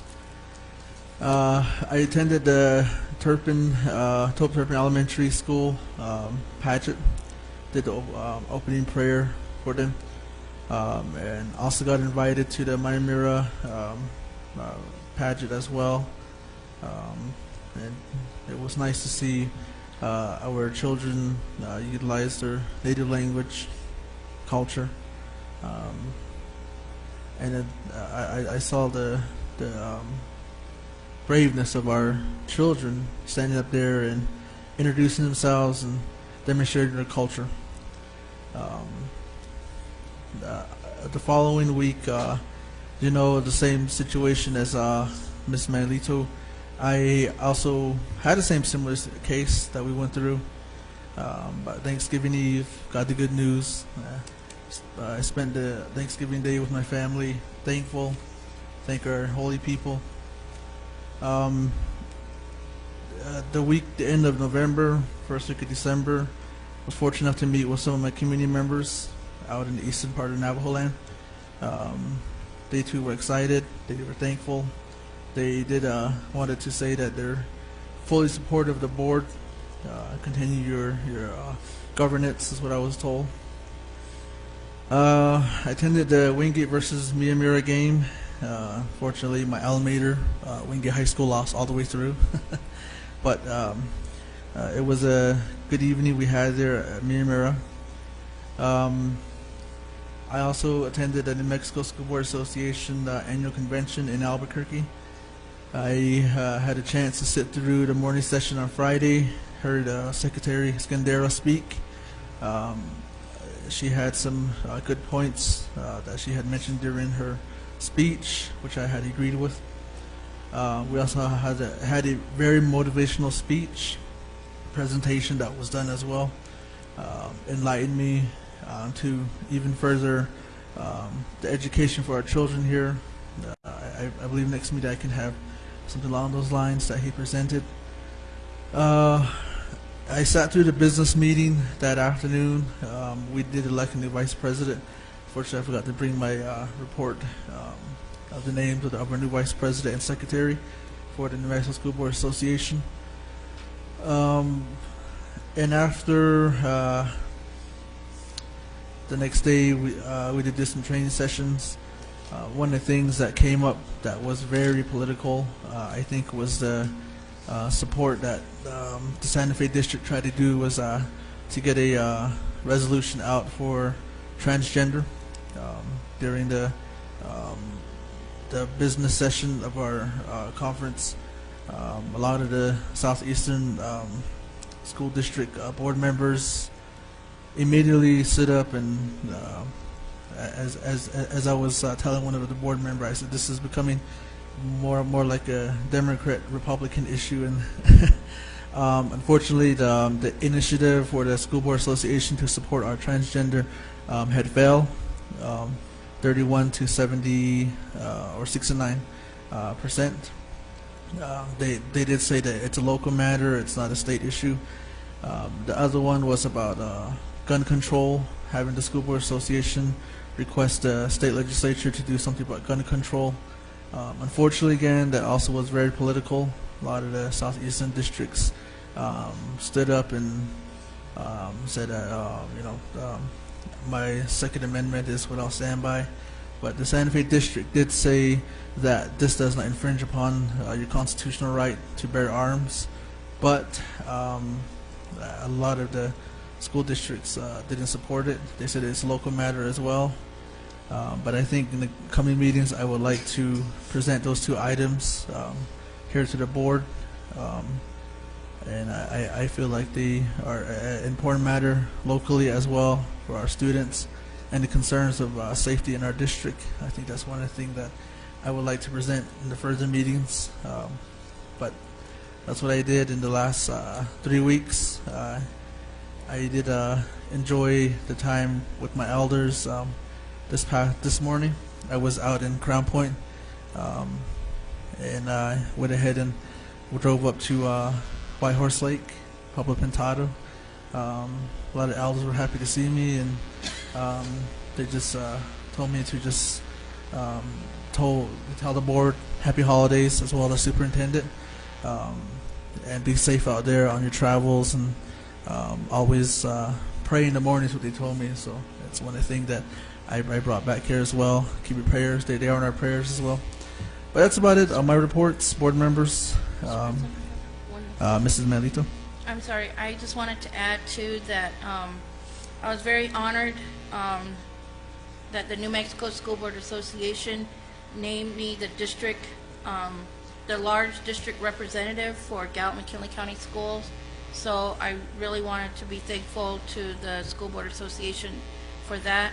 And I did also attend the the annual conference that was in Albuquerque. So I forgot to add those two. Thank you very much.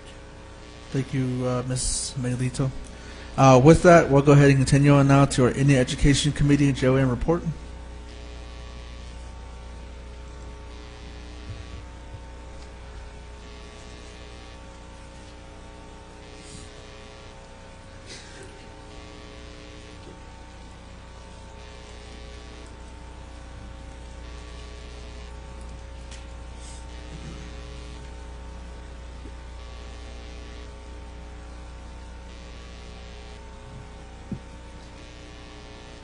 Good evening, Board of Trustees, staff, guest. My name is Monica Yazzie. I am an IAC parent and also an IAC president. I will be brief on my report. It's kind of been a long evening, so I won't take up too much more of your time. I've did a written report, which I've handed to you. And I'm just going to briefly go over some concerns I have with our district. One of them was our youth conference. The second one is we're not on the same page with our business office. The third one is scheduling, a schedule with our coordinator, meetings, scheduling meetings. 5, we're so far behind, it's unbelievable regarding our program. 6, I'm upset on how a lot of our requests are being delayed and held up. Number 7, if we're not in compliance with our allocation requirements, where does that put our JOM program? Unforeseen changes that the district is making based on state requirements. We as parents will always advocate for our students, whether it gets addressed here or elsewhere. But the details are in my written report, like I said. I would like to invite our board, the board here, to our meeting on Saturday. It will be held here Saturday at 9 o'clock. I think a lot of concerns would be formally addressed there, and I thank you. Thank you.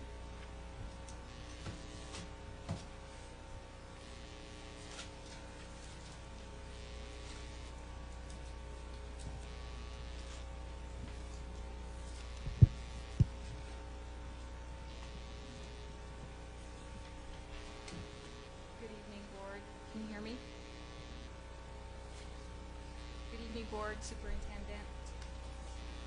My JOM grant entails the JOM grant and budget. I have 3 items to report.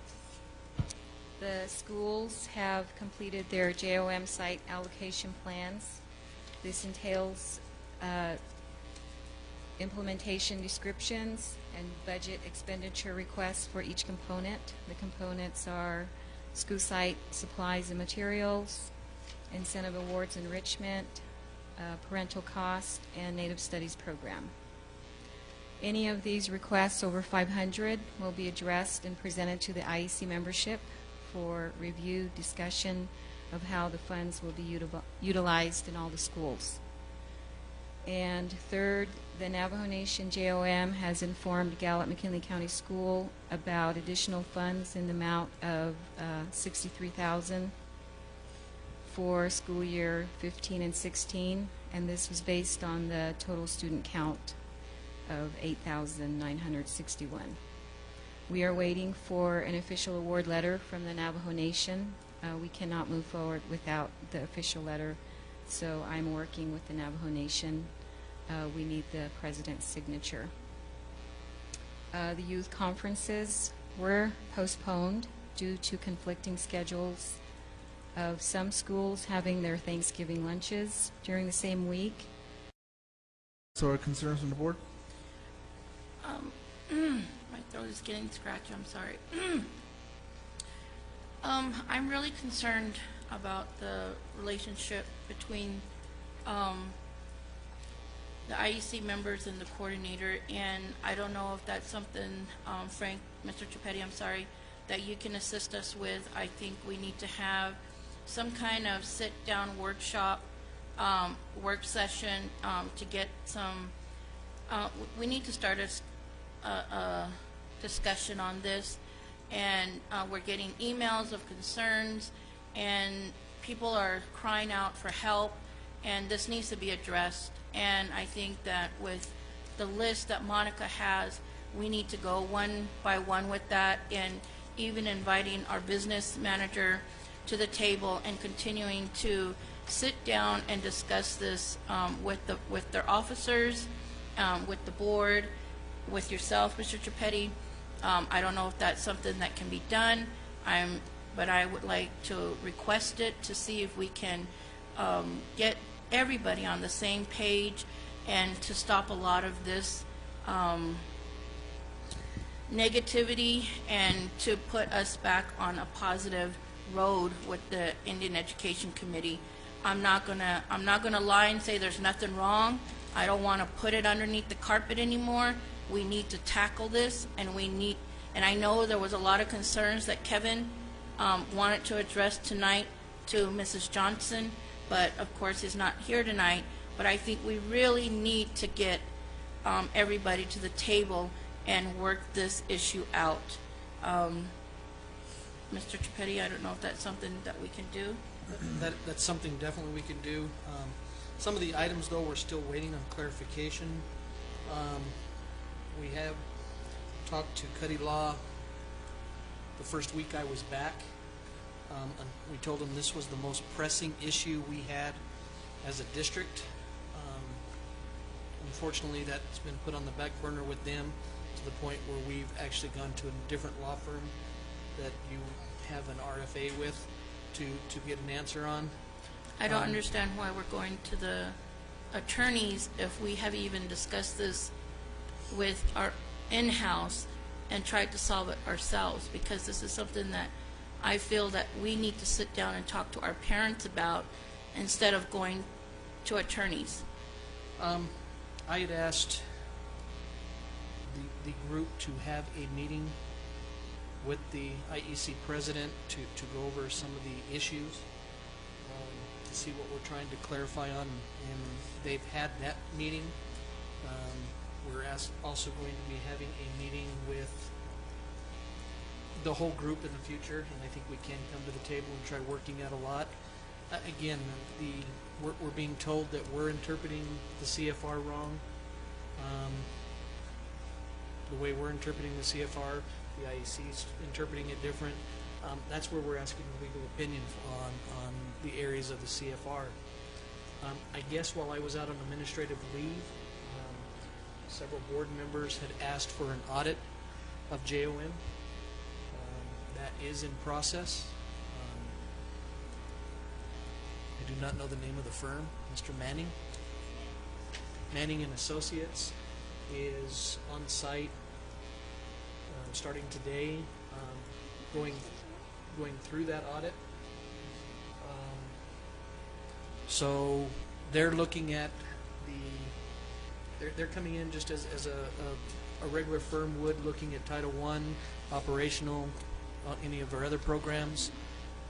So they are looking at that, and hopefully they will be giving us some direction also. So we're trying to keep the program going. Some of the things that we're trying to do, though, is the big ones to continue having the meetings and continue going is the full fulfillment of the Open Meetings Act. And it does say specifically in the bylaw that will be followed. So we're making sure that we are advertising our meetings, all meetings, even subcommittee meetings, 10 days in advance, getting those things back on track, and then having the discussions to, again, without the guidance, are we going the right direction? So I think some informal meetings to start the discussions would be powerful. I was told that the meeting with Ms. Hanks, Ms. White, Mr. Hyatt, Ms. Johnson, and Ms. Yazzie, they had a lot of things all transparent on the table, had some discussions going back and forth. Some things are starting to align, other things are still 180 degrees out, with no chance of ever coming together, it looked like. So hopefully we can get some guidance within a week or so, and then be able to come to the table and within that guidance bring both parties working together. So there are some things that I think we can really work out and get everything back on track. That's our goal. I think, Monica, how do you feel about, would you mind meeting with us and the superintendent? Could you get with your officers and see if that is something that would be doable?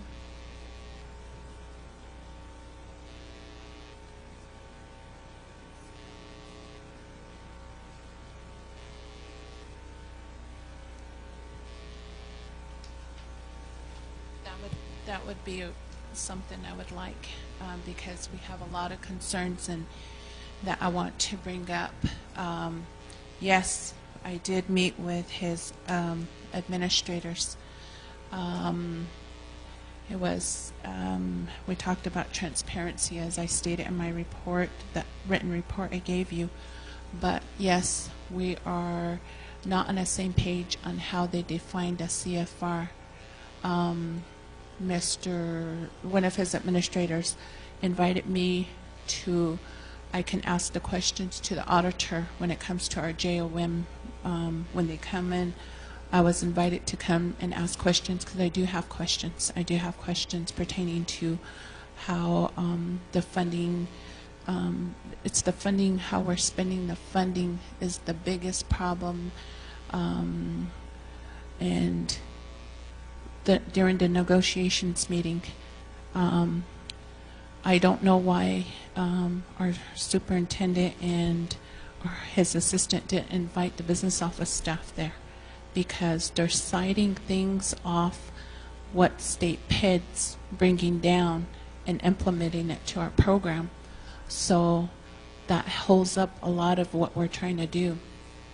And our conference didn't, our conference was scheduled, it was planned a month and a half.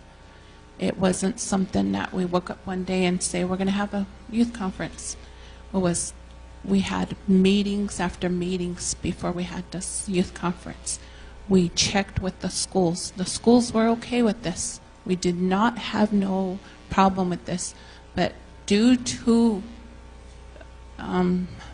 what the business office cited to me, we had to postpone our youth conference. So we had a lot of disappointments there. And that's why I'm really disappointed, because how are we going to work together if I have one person telling me something and another person telling us something? So there's no communication, there's nothing. So to have you there and have Mr. Tripetti there and his staff there, that would be very helpful so we can work together. But if he's sending his administrators here and we have different views of how we run our program, then we're always going to have this problem of not working together. Thank you. I appreciate that, Monica, a lot. And I think a couple of concerns that I have, and I'm kind of thinking in the future, trying to think of what's going to happen. And I don't want this program to be set up for failure. And people to say, well, look what happened last year, because we're seeing that a lot. We're saying, look what happened last year, you guys didn't spend this, you guys didn't do this, and we're going to have a huge carryover, and we're going to be cited for that again. Just even the 32,000 or whatever was carried over last year or 2 years ago, ain't abasahol, no? I'm sorry, that people are even having issues with that right now. And I think that's why I'm thinking, I don't want this program. So if the business office, administration, and the school board, and parents, everybody says this, we have to work as a team. We need to get together and try to resolve this so it will not fail for our children's in education. And I know that I'm sorry that our parents need to be trained on the Open Meetings Act. Sitting here as a board member, we need to get trained on that. We get this huge Open Meetings Act, about that thick, the one that we received, and we need the proper notification of different things, and that's something that I think it will take a meeting to go through.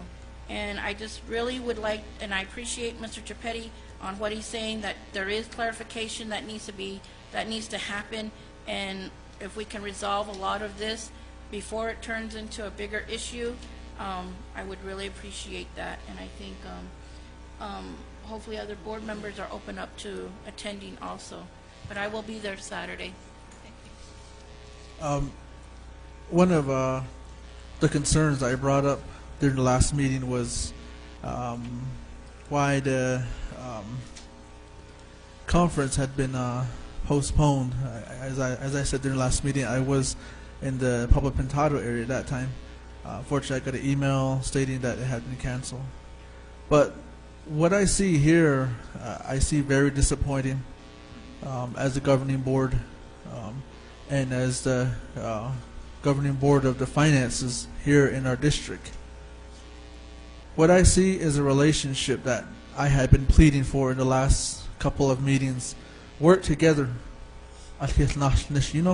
Work together. That's what I had stated in a nice manner to both the JM coordinator and the IEC.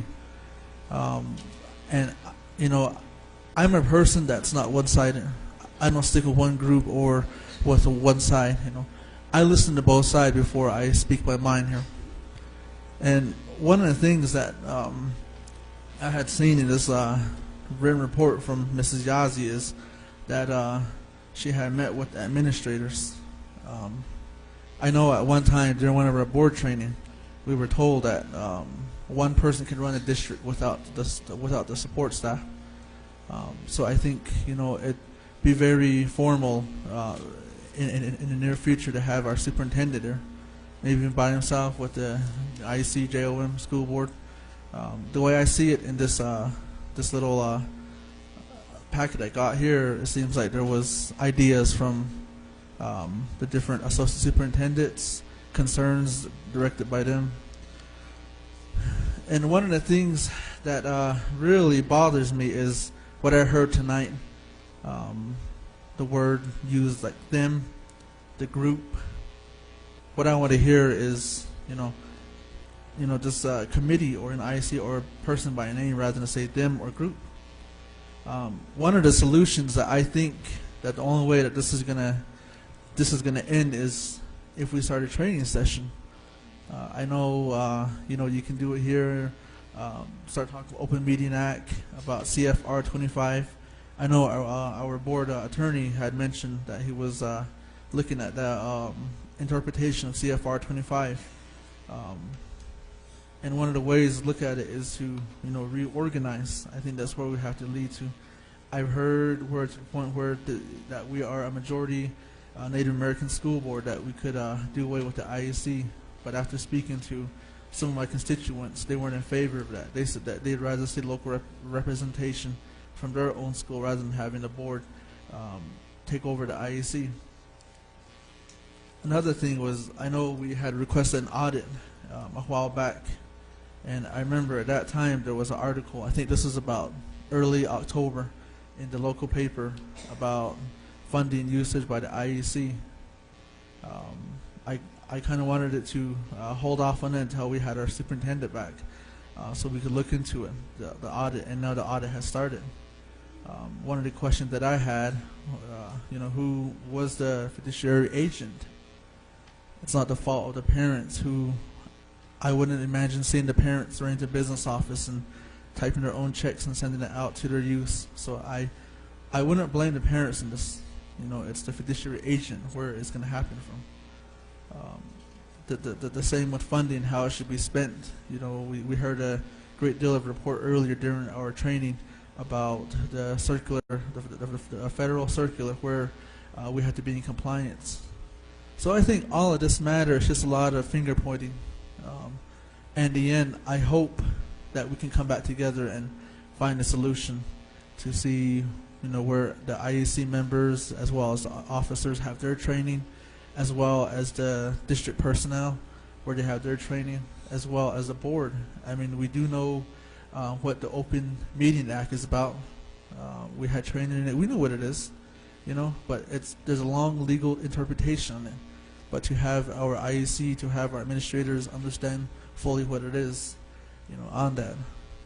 So I think we have to end this tonight, where we have to start blaming each other, saying them group, or having all the administrators tackle down one person, the way I've seen at this meeting.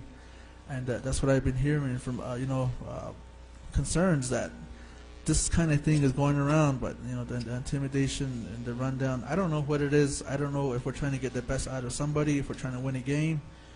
But as a governing board of this district, I'm very upset this evening, and I'm very upset with the strained relationship that the IEC, the JOM, as well as the district central office are working together with.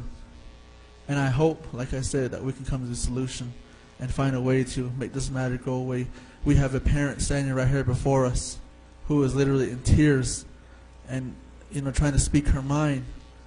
I know they're trying to do the right thing. They're trying to find ways to utilize this funding. And that's where we have to work. That's who we are here for in this district. As a school board member, we're not paid anything to sit here, the time running that far. We're not paid to sit here and just to listen and see parents in tears and see this strained relationship. We're here to govern, and we're here to support each and every one of our parents, our students, our administrators, and our superintendent.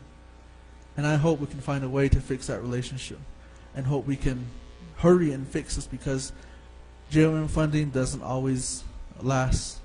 We have to use it in a certain period of time. And I hope everything is, you know, the way it should have been with the approved program application that we have seen with the funding. The way I have been reading on this, it seems like there's the administrators want to change the funding for different purposes. I really hope we keep it the way the IEC had approved it. And I hope the IEC would also lend their hand out and the ears out and say, yeah, they're really talking about it. Let's sit together and work it out, rather than just saying them or, you know, us, or, you know, that's not how to work together. That's not how to work together. It's really just upsetting just thinking about it this evening, and I hope, you know, we can find some solution. And you know, if it doesn't work, we have to really push for working together, no matter what the relationship is right now.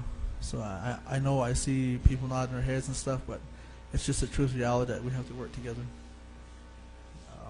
I think with that, I don't know if we have any more comments, concerns from the board. Mr. President Schichtel, I want to add to that. Yes, there is in the 25 CFR that if there's no active parent involvement, then the school board for that district can take over the Indian Education Committee. And as you see, we do have active parents that are involved, that want to help. And that's what we call parental involvement within our district. And we should be very thankful and very, we should be holding these parents high, where they're actively involved every month, and sometimes 3-4 times a month. And they're involved within their children's education. And Bajanta needs a need. We're not doing that, you know, and I think that with this meeting, it'll clear a lot of things up, because, you know, we need to be all on the same page with the OMB circular. That's something that's pretty new, and, you know, if the parents understand that, and some of the reports that were given at the audit, you know, with the mileage and all that kind of stuff, you know, we just need to continue to talk to our parents and continue to face that issue. And I'm not in support of the board taking over the Indian Education Committee. But honestly, that's one thing, because we do have our parents. We do have our parents here, and that's something that I will oppose, because we do have parents involved. And there are people that are very valuable. They're the reason why we have a district. They're the reason why we have a job. They're the reason why we're sitting up here trying to help them, because of their children. So that we need to continue to have that respect for our parents. And I know the parents, once we get this straightened out, will continue to be there for the district too, because this is a fairly new place that we're heading into with not having the communication, because we've never had this issue within. Monica, I don't know how many years you've been with the Indian Education Committee, and I don't think this has ever been an issue. But with things changing, with regulations changing through finance and stuff like that, we really need to, and with security even, because now we have to have background checks and different things like that, and we just need to be on the same page with our parents with these changes, instead of just saying no, you can't do that, and not providing a reason. We need to just continue to be there, and I'll continue to advocate that for our parents also. So thank you very much for letting us bring this up, and I don't know when we can schedule that meeting, but I think the sooner the better, and because we do need to get those funding spent and continue to, check off number 1, number 2, number 3 off Monica's list, so we can work together in general indicator date in the. So thank you very much. Thank you. Mr. Heineman? Thank you, Mr. President. I don't have much to add, but I'd like to make a couple comments so that we understand where we're at together as a board and how we see this.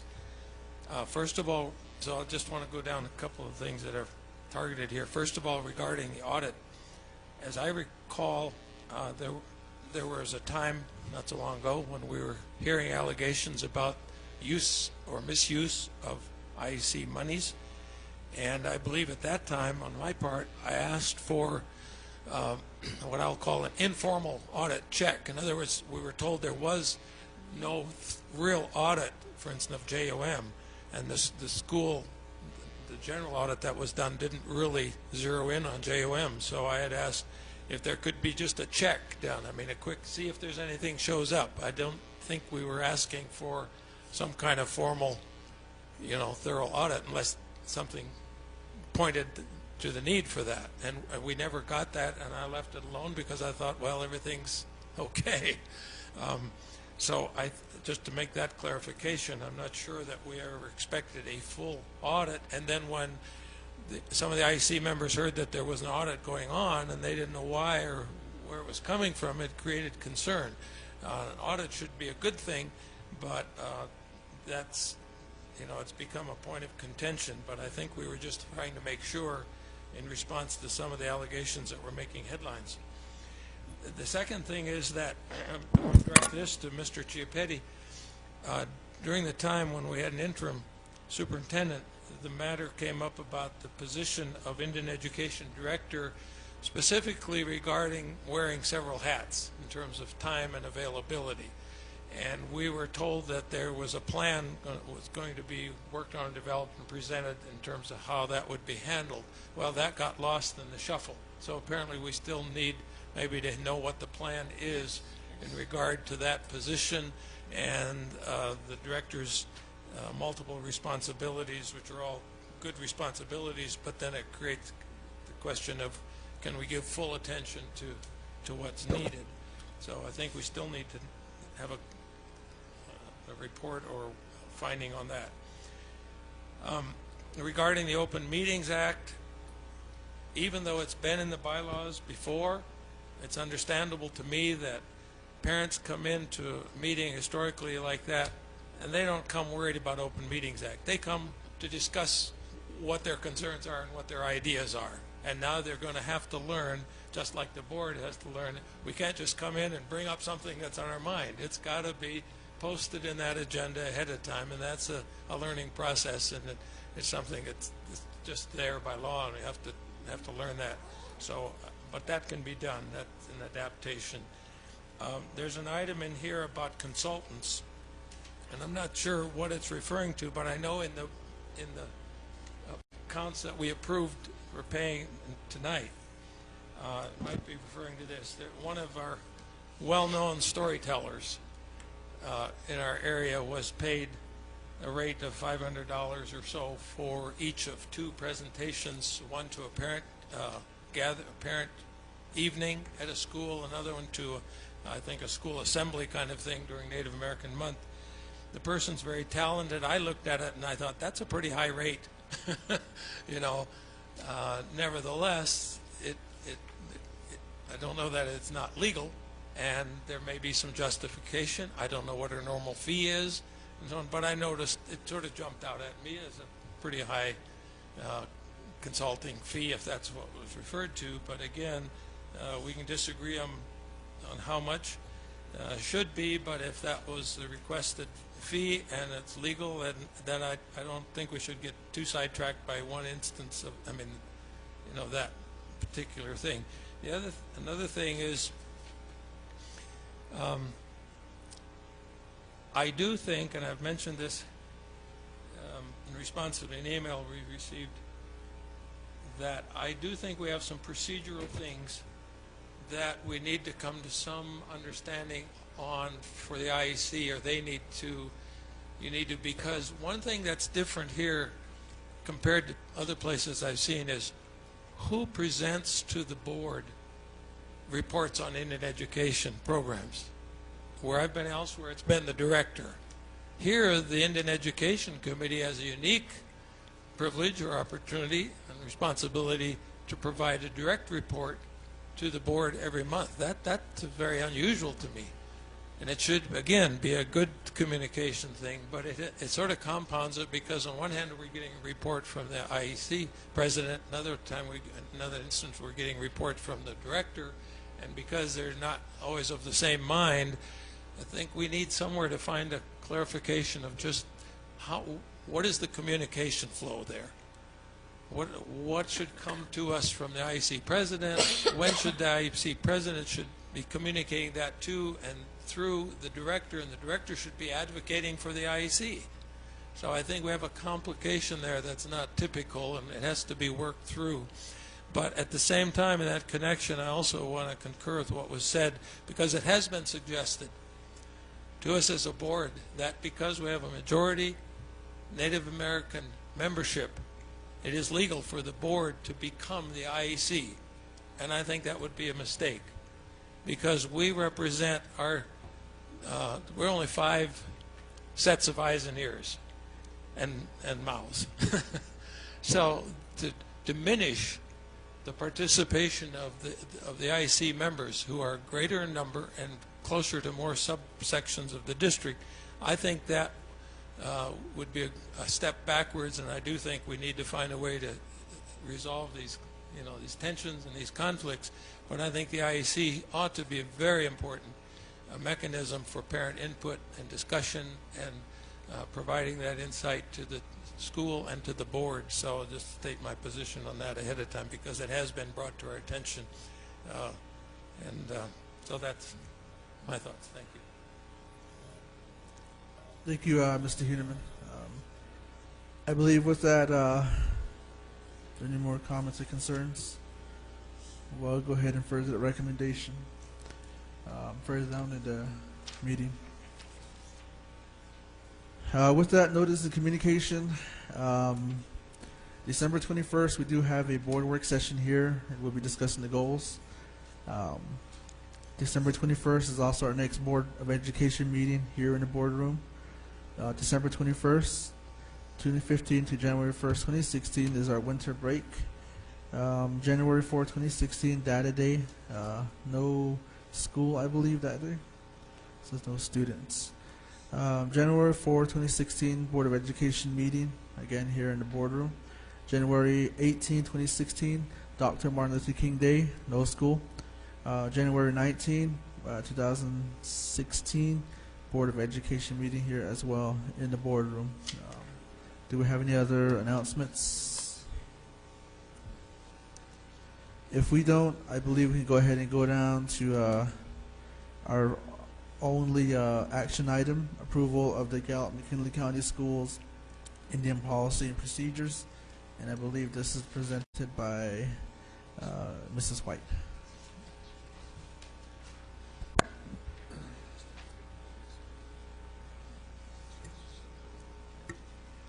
Thank you, Mr. Nez, Mr. Chapedi, members of the board, and members of the audience. What you have before you is the Gallup McKinley County Schools Impact 8 Indian Policies and Procedures. This is an annual document that needs to be approved by the school board to move forward with the process. What we have done is gone through 2 public hearings, one in September 27th at Tohatchee, and then another one on November 17th at Sagai High School. And then also we presented this on November 8th at it's gone through, it was up for Indian Education, the IEC Committee for review in October, and then they approved it on the November 8th meeting. So one of the requirements under IPP, the Indian Policies and Procedures, is that a parent group needs to approve it. And in the past, the parent group that's been going through this process has been the Indian Education Committee. So that's the one that they have approved. And what you have in your packet is the final version of the 2015-2016 school year Indian Policies and Procedures. Also attached in that one is the revised, the ones with the old version, and the revisions in red font. And the strike-throughs, the changes are also in red font with strike-throughs, and the additions are in red font with no strike-throughs. The only difference, the only addition to the IPP is that back in June, the IPP was presented to Navajo Nation School Board. And at that time, Navajo Nation School Board in Window Rock wanted to know what the school improvement plan would be for the failing schools. And the document that's in your packet right now, the legal size like this, is in your packet. These are the district expectations, and these are our school improvement plans. And as you can see, there are 4 main areas that all schools are going to be focusing on. And Mr. Chapedi had alluded to this document earlier. And the first column are the foundational expectations for zones 4, 5, and 6. The core expectations are for zone 2, and the right-hand column are the deep expectations for zone 1s. What the school district has, what we have done as far with input from our district instructional staff, is look at our school data from last year on what we need, what the schools need to improve, and they have 4 areas. The first one is climate and culture. In this one are clear classroom and school systems in place. And we're talking about school rules. It's not Navajo culture or Zuni culture, but it's the culture within the school classroom and within the school building, such as school rules, addressing character counts, operational routines in place, behavioral expectations, attendance processes, vision and mission statements. Those are the core areas. And if you go to your right-hand side, it gets more detailed and more rigorous as you go to your right hand. The second expectation for our school improvement plan for our Gallup McKinley County School is the core instructional delivery. This is Tier 1 instruction, and this is in all classrooms, in all schools, where we looked at focusing on lesson plans.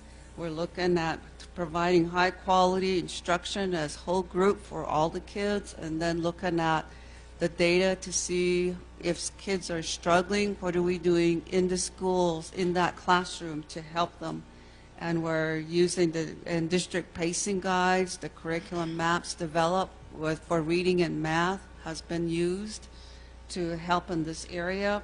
And as we're progressing, we're identifying more professional development needs in this particular area. Because last year we looked at Tier 1 and our SAT processes that have been in place, and we realized that a lot of our students are being identified as struggling. So after looking at more in-depth data, we realized that it's not our kids that are struggling, it's we need to fix tier 1. That's the way we deliver instruction in the first place. So one of our 4 key areas is looking at how we are instructing our kids in all classrooms. That's what tier 1 is about. On the back, we have our next goal, which is data-driven instruction, and we're looking at data to analyze where we are at, what we need to do, identify kids who are struggling, and what do we do to help them move forward. And it's in reading, math, science, and using different data to determine that. We're also looking at our ELL population, looking at all of those different types of data or sources to see what we need to do. And then the last area of focus for all of our schools is the observation and feedback. So we've been going through training, principals have been going through training on what do you do when you observe, and how do you provide quality feedback to the teachers so that they can grow and improve from the feedback that you're giving. Part of it is aligned with, this is aligned with NM Teach, where it requires that there's 3 observations done. But we're looking at, instead of saying you did a good job in your math class, for example, looking at specifically what did the teacher do well, what are things for improvement, and looking at what we can do for each individual teacher so we can help him or her grow as an instructional leader within that classroom. So the legal size paper that you have in your packet are what we call district expectations, and this is basically the school improvement plan that we have set for all of our schools, not just those that are targeting low performing, but it's for all schools. And the rest, there's really nothing new other than just changing the year in red font, but it's basically, this is an annual review that's done for each year to have the school board approve the Indian policies and procedures. Question? Ms. Medito? So the Navajo Nation asked you how we were going to improve or have an improvement plan. So you presented them with this document, and so it's kind of like the UVA structure. Is that what? It's based on the UVA idea, but it's not all UVA. As you can tell, we're looking at expectations for all of our schools.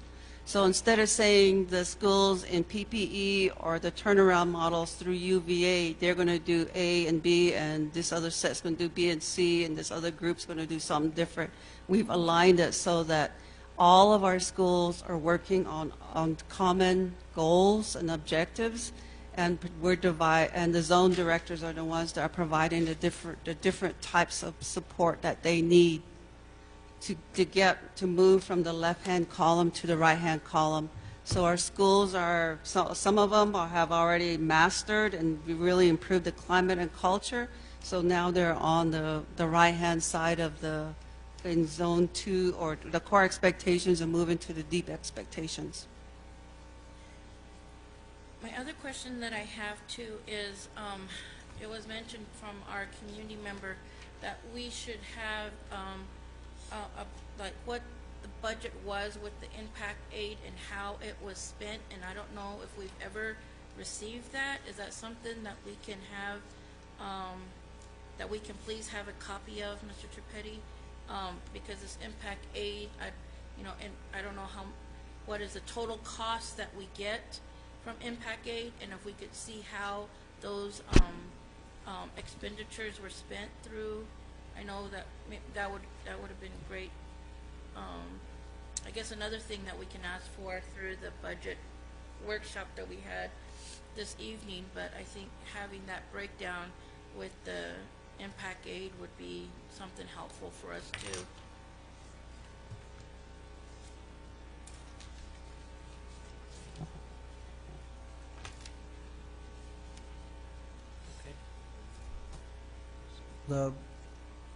One of the things that I like about this about the Indian policy procedures is that if you look at policy 1 and the actual policies, it does say Gallup McKinley County shall provide opportunity for Navajo Nation chapters, Pueblo Zuni, Indian Education Committee, and parents of Native American students to comment on the participation of their children.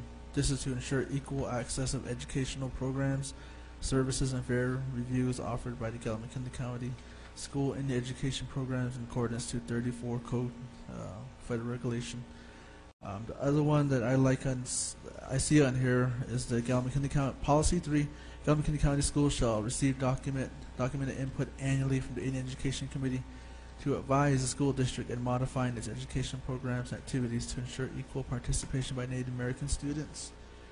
And finally, the other one, Policy 6, Gallup McKinley County Schools shall encourage Navajo Nation chapters, Pueblo of Zuni, tribal officials, the Indian Education Committee, and the parents of Native American children to present their views regarding the educational needs of Native American students. The district shall encourage parent involvement to assist Native American students to realize the importance of education, services, and activities associated with Title 8 Impact 8 funds. I think that's one of the central argument I had regarding the working relationship between the IEC and JOM. So I think this policy is very beneficial. And if we can comply with this policy, it just shows that we can find a common ground among the different programs, our district administrators and board members, and the general public, and looking at this Indian policy procedures. So I do like how it's structured and set up. If you do look at the detail in the policies, so I think we can work with this. But do we have any other comments, questions, concerns? I do, Mr. President. Mr. Manlito. We were informed that on November 8th, the IEC approved this. Did they have any other recommendations, Monica, on this documentation?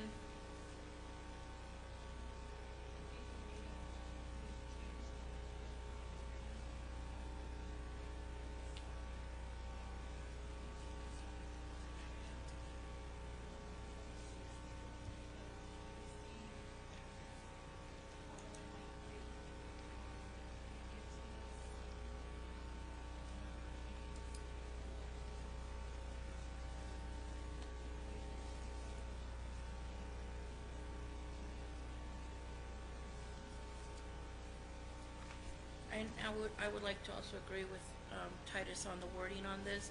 This was something that I know when Carmen Moffett was coordinator or director, and we sat down, I don't know how many meetings as with officers and our IECs to completely change this, because it hasn't been changed for years until a couple of years ago when we sat down and really worked on it a lot. So I think I still would really appreciate the budget on this, Mr. President. Thank you, Mrs. Manlito. Mr. Heineman. Mr. President, I can see the clock from here, but I think this is an important item, so I'm not going to cut it short.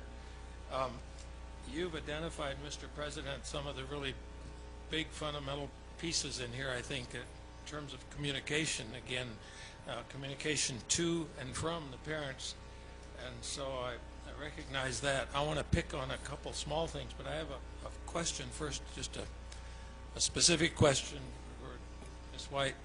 May I ask, do you know how many people attended the 2 hearings that you mentioned? Tohatcha, or approximately.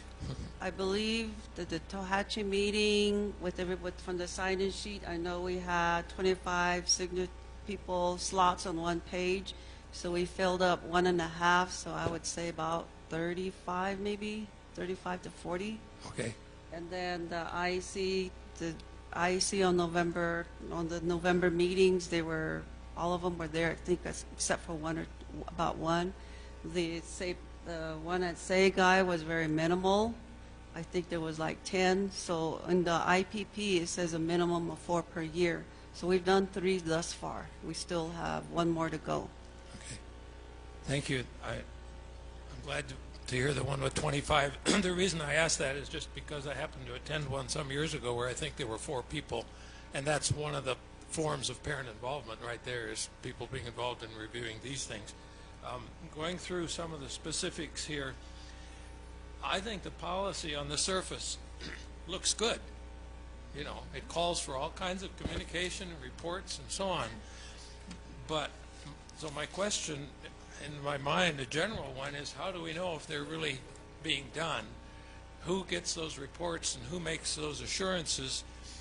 Who's in charge of that ultimately?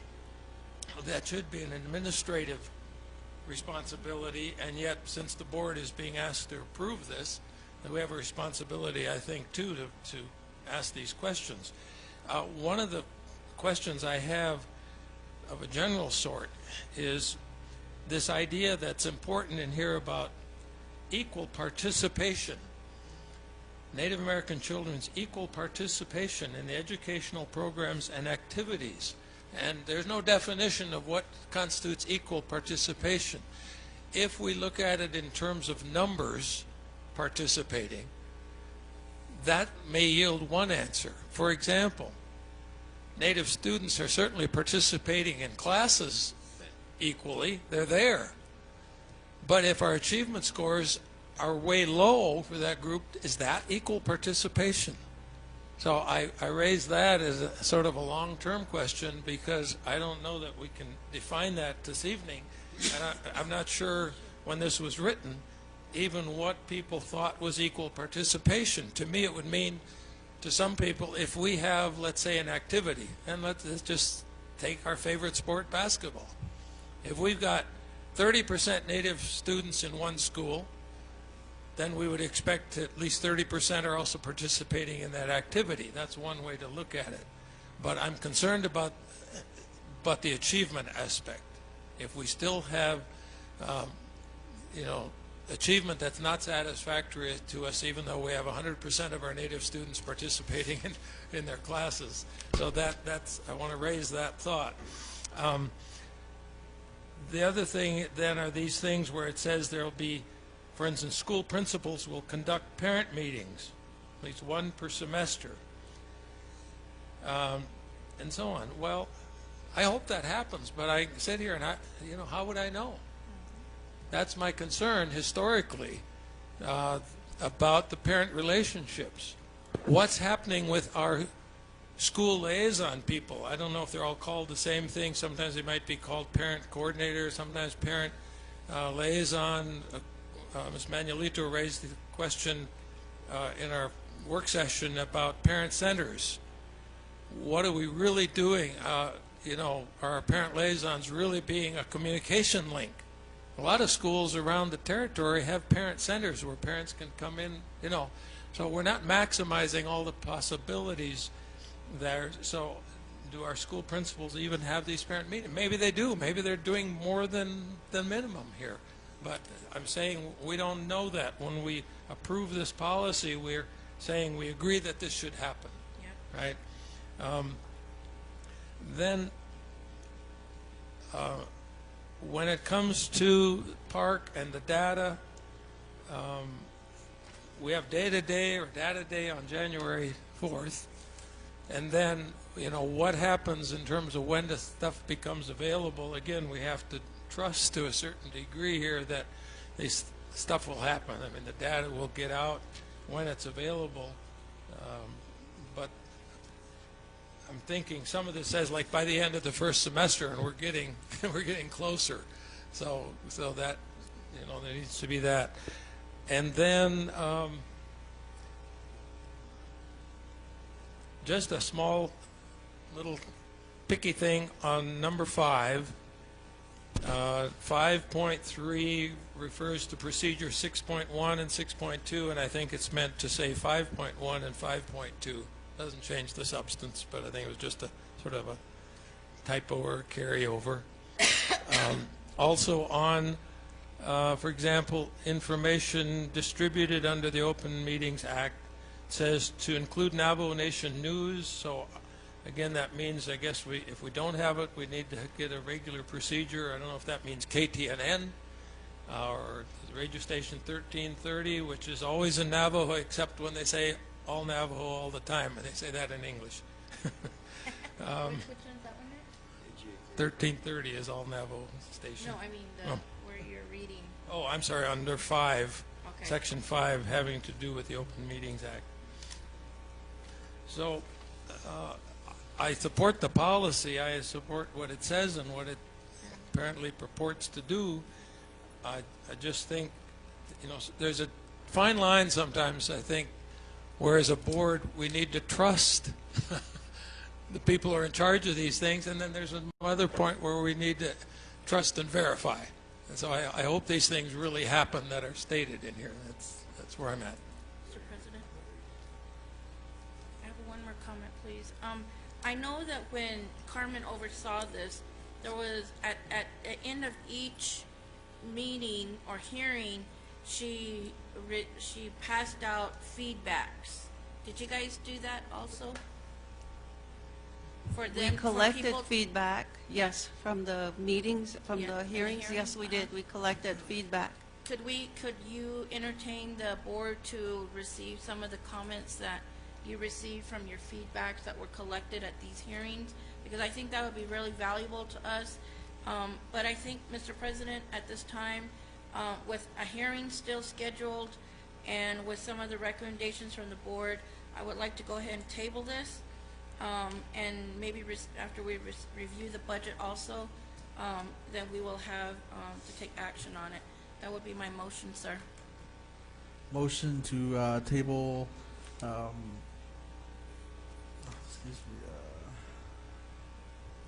motion to table the Gallup McKinley County Schools Indian Policy Procedures. Mr. President, a Mr. question. Heenan? Could I ask for clarification regarding the budget aspect that's being associated with this? Are you saying you'd like to see which budget? I mean, The impact aid, because we do get money from the impact aid, and how much we received and where that money went. Mr. President, may I ask a point of clarification on that question? Sure. So we actually receive 4 separate funding sources from Impact Aid.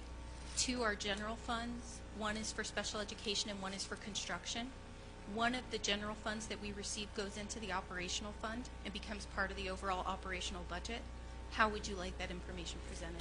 Just exactly what you just said, like how the impact aid is broken down, so we can see just exactly what you just said. So my question would be for the operational budget. As far as the expenditures are concerned, there is no earmark specifically for impact aid. Those funds are payment in lieu of taxes, so PILT funds. And so they are actually, that's what the state takes 75% credit for in part of our state equalization guarantee. It becomes part of our SEG. So I can definitely give you all of the revenue side information. Operational, I can definitely give you all the operational budget, but you're not going to see specific earmarks in the operational budget. And again, it's one of those, because of the impact aid is, if the property was taxable, it would come to us just like our other property tax funds do. They get split out into operational, debt service, and capital projects. Now, because we do have a significant amount of land that is non-taxable, we receive these payment in lieu of taxes funds through the impact aid. So and that's why the state is able to take 75% credit for them. I think in terms of tabling this, it wouldn't be relevant at the time, current time. Basically, what this policy and procedure does, it just implements a different policy that we had mentioned, such as provide opportunity for the chapters, Pablo Zuni, IEC, parents to kind of comment on participation of their children. Basically, just gives a role from the administrators to follow a policy that we adopted in implementing Impact Aid Fund, as well as other funding for Native American children. So I think it really doesn't reflect how we should spend the funding or how we should look at the funding with Impact Aid, the way I see it. So I think, in a way, I would request, you rescind the table motion and just formally adopt it the way let's address it. So. Mr. President, Mr. Hideman? I would suggest that one of the options here would be to approve the policy and then still continue the request as one of the next board items for next meeting. Yeah, I think, but basically this policy is just to give guidance to the administrators. So I'm sorry, go ahead. Has the Zuni, Pablo Zuni, been No, brought to the ma'am. table? We have to approve it here before we take it back to Zuni and then give the final document to Navajo Nation. So the first round from Navajo Nation was to collect feedback and input from them, and they're the ones that asked us for the school improvement plan. So this is it. So once our school board here, once you approve it, it goes to Zuni, it goes back to Navajo Nation, and it goes through that process, telling them that this is the final document that was approved by our school district. Now it's going to be up to you. Mr. President? Mr. Heenan? One more thought. The things that are in here that are good. Okay, we could as a board, whenever we choose, ask for an updated report and that kind of thing, but I think this is where the IEC has its own responsibility to look and say, this is our policies, or the ones that apply to us, and make sure, and then if they are not being fulfilled, then again bring that to the administration's attention and the board's attention if some steps are not being fulfilled. I don't think that's solely a board thing to watchdog. I think the IEC, that's your thing there. Thank you. We do have a motion table still on the floor. Are you still going to pursue with that, Ms. Melito? I can rescind it if we get my request of the budget and also the feedback from the hearings. I think I really want to see what other people are submitting from our communities. I think that's really important, and I think the feedback from the last hearing, we do have comment from IEC or representative from IEC. So I think just the last hearing that's going to take place, if they could include that. Okay. So how are you going to pursue this with your motion? I'll rescind my motion Okay. Ms. Melito, rescinding motion to table. to table with the clarification that we do receive the budget and the public comments from our communities. So your motion to approve Yes. policy with the request for the feedbacks as well as the budget information. Okay, motion to approve by Mrs. Melito, the Gallup McKinley County School Indian Policy and Procedures. Roll call. Mr. Heeneman, Yes, I understand it. The motion with those stipulations. Mr. Manini, Yes. Mr. Nance. Yes. Thank you, Mrs. White. Future board items. Do we have any board members? Mr. Diz, Mr. Menini? I have an old Open Meetings Act compliance guide dated 2010 from Gary King. Can we get an update Update copy of the Open Meetings Act. from the Attorney General? Okay, I believe I had the same copy as well. When I was elected board, that was the orientation copy given to me. Also, one of the other things, it's not a board item, but I just want to say that we need to bring this boardroom into festive mode. Christmas is like almost 2 weeks away, and we don't have any decorations in here. So some of us are very, very, very close to Christmas, and something, some tree maybe. No, I can bring a tree from the mountains to my home, put it in here, but something will look good in here for our next board meeting. So I think something along those lines. Mr. President? Mr. Heeneman? I have several items, as you might guess. Yay. I want to mention one that I don't think has to be a formal board item because it's already on our agenda, but since I think we've completed the UVA reports, the 3 now. I hope we now continue with school site reports. One of the items I'd like to have is an item on this new state seal of the bilingualism, or I'm sorry, the bilingual biliteracy state seal that can be awarded to graduates. And I'm not sure how to proceed on that, because what I want to do is to have the board look at that, but also have the administration look at it in terms of feasibility of implementation. It can certainly be done. A number of districts in the state are already doing it, but in terms of timing, whether it's something we could consider awarding already this year, because it does depend on several things. One is either a student can have 4 units in a language other than English that makes them bilingual, but I don't think we offer 4 units in any language, so then it can be a combination of that and other kinds of testing or portfolios and so on. So have to look at whether it's feasible, but it would be a way to award recognition to those students who are fortunately bilingual.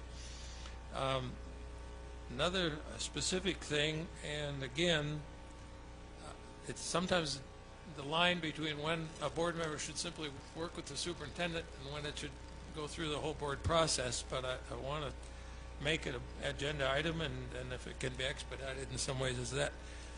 And that is in our system, our website system, being able to add to that staff members and employees' email addresses. It's common to me for schools, universities, but also public schools. If you want to look up and be able to contact a staff member, you look on the website and in the directory, and you find somebody's email so you can contact them, or a phone number, and we don't have that. And it's frustrating to me, not just as a board member, just as a community member. I sometimes have connections with teachers through various things, my musical activity, and the one I get hold of one of the music teachers, and I can't find them on the directory. And I think technically it's a very simple thing, but it's a little bit of labor to add those things. So I put that on as a board item, maybe just then we can get a progress report or something.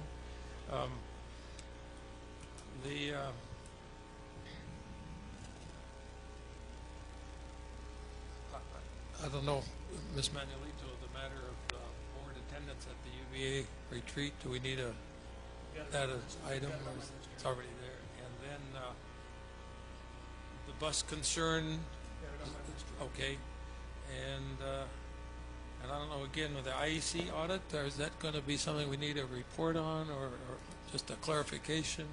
Because it's come up. As soon as we have it, we'll get it to you. Okay. Results will be presented. Okay. Thank you. Thank you, Mr. Hinneman. Do we have any more board topics? Yes. Again, I would like to reiterate that I would like to see when our IEC is available to do that work session with the superintendent and ourselves and business administration.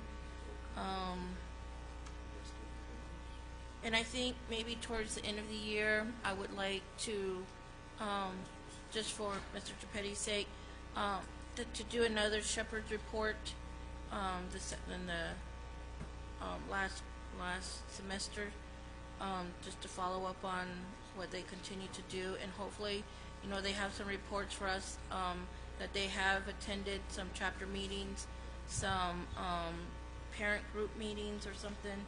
And I think some of the requests that Mr. Hinneman has, I think they're very legit and very important, and I think sometimes that his requests go unanswered or unnoticed, or I don't know.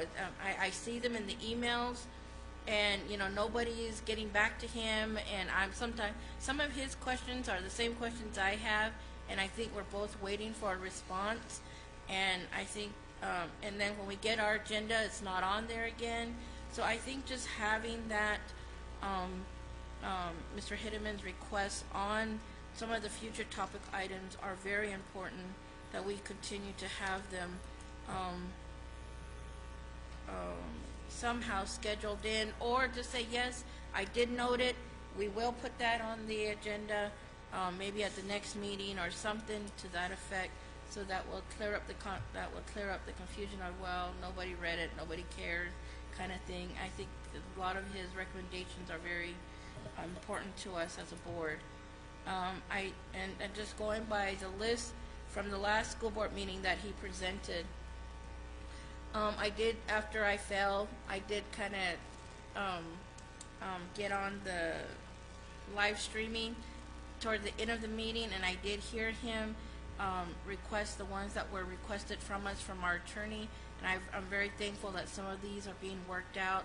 We did receive the organizational chart, but I think we need to sit down for next year and start going over that, and I think some changes do need to be made on that organizational chart, and I don't know if that will also be a working session that needs to take place, but I would like to see that. And Mike, I do appreciate the different definitions you put on here for us of the job description. I really do think that that will come in handy for us. And then, of course, the budget goals, I think we're doing that the next work session. And just for the public to know that we did have a budget meeting, our work session this afternoon at 4:30, which is very helpful. I know that we're supposed to have a different presenter, but Mrs. Hanks did a good job by providing us what she could, so thank you for that too, Mrs. Hanks, for that. And we will hopefully we will get our questions together for more clarification for our budget. And I think the last one is continue with the separate presentations from administration at both our December 11th and 12th meeting on the current issues planned and planned use for the UVA turnaround program for the remainder of the school year. I think those are some of the things that we just continue to press forward on. So thank you for presenting that at the last meeting for us. Thank you. Mr. President? Mr. Heineman? Thank you I'll take your comments as a good encouragement. Thank you, Ms. Manuelito. I want to respond to one clarification. When I send things to the board as information or for reference and so on, I don't get response and I don't expect response because of the whole idea of a rolling quorum. But I send some things out. I think we're allowed to do that. I think it's important. Otherwise, it ends up being a discussion outside of a meeting that's disallowed by this famous open meetings law.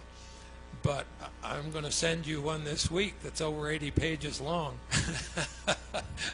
When I heard that, when I received it, I got a little scared. But the province of British Columbia has just put out a marvelous study and position, adopting a position regarding Native American education. And it's a marvelous document in terms of the way it's presented. I mean, it's an easy read, 80 pages of easy reading. It's not what you think. But what it does is it takes, there's a lot of research in Indian education, but some of it's old. And so it's fair to question, does it still apply, or has situations changed? And so what this does is it updates and presents findings that are current and that really apply with Indian education across Indian country, not just in Canada or British Columbia. And so it's a great reference and a great model in terms of both the studies, that it affirms the same kind of things that have been found for decades, but in update fashion and anecdotal fashion, and then recommendation, and it's going to be the policy for British Columbia regarding Native education. So that's one I'm going to send out this week. But I'll warn you, it's 80 pages, but you wouldn't believe it when you go through it. You can pick out things, and it's not dry.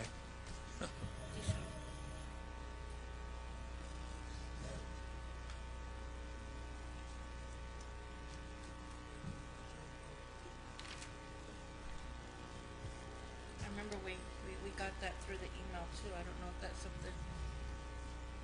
Oh, one thing that's coming up is the Legislative Education Study Committee, December 16 and 18, Santa Fe some of the items on there: fiscal 2016, 2017 general fund revenue projections, public education budget requests.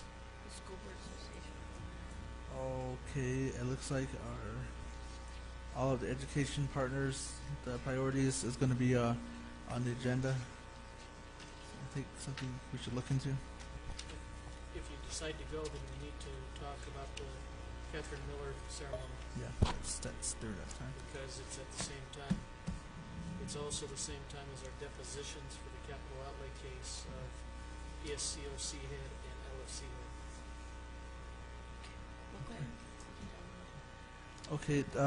Okay. With that, the final thing I have is that I'm working on is formally establishing board committees. As you know, one of the things that we have a liberty towards is establishing board committees that don't have any power whatsoever but make recommendations. One of the things I'm working on is establishing 4 different committees: finance, audit, policy, and superintendent evaluation. And they won't meet like weekly, but maybe monthly. But sit down and talk about different things that affect us as a governing board. I'm still working out that, and I hope I can present it soon to legal counsel as well as our superintendent. But with that, I would like to go ahead and entertain a motion for an adjournment. So moved. Moved by Ms. Malita to adjourn the meeting. Roll call, please. Mr. Hineman? Yes. Mr. Manini? Yes. Mr. Nance? Yes. Thank you. Have a good evening.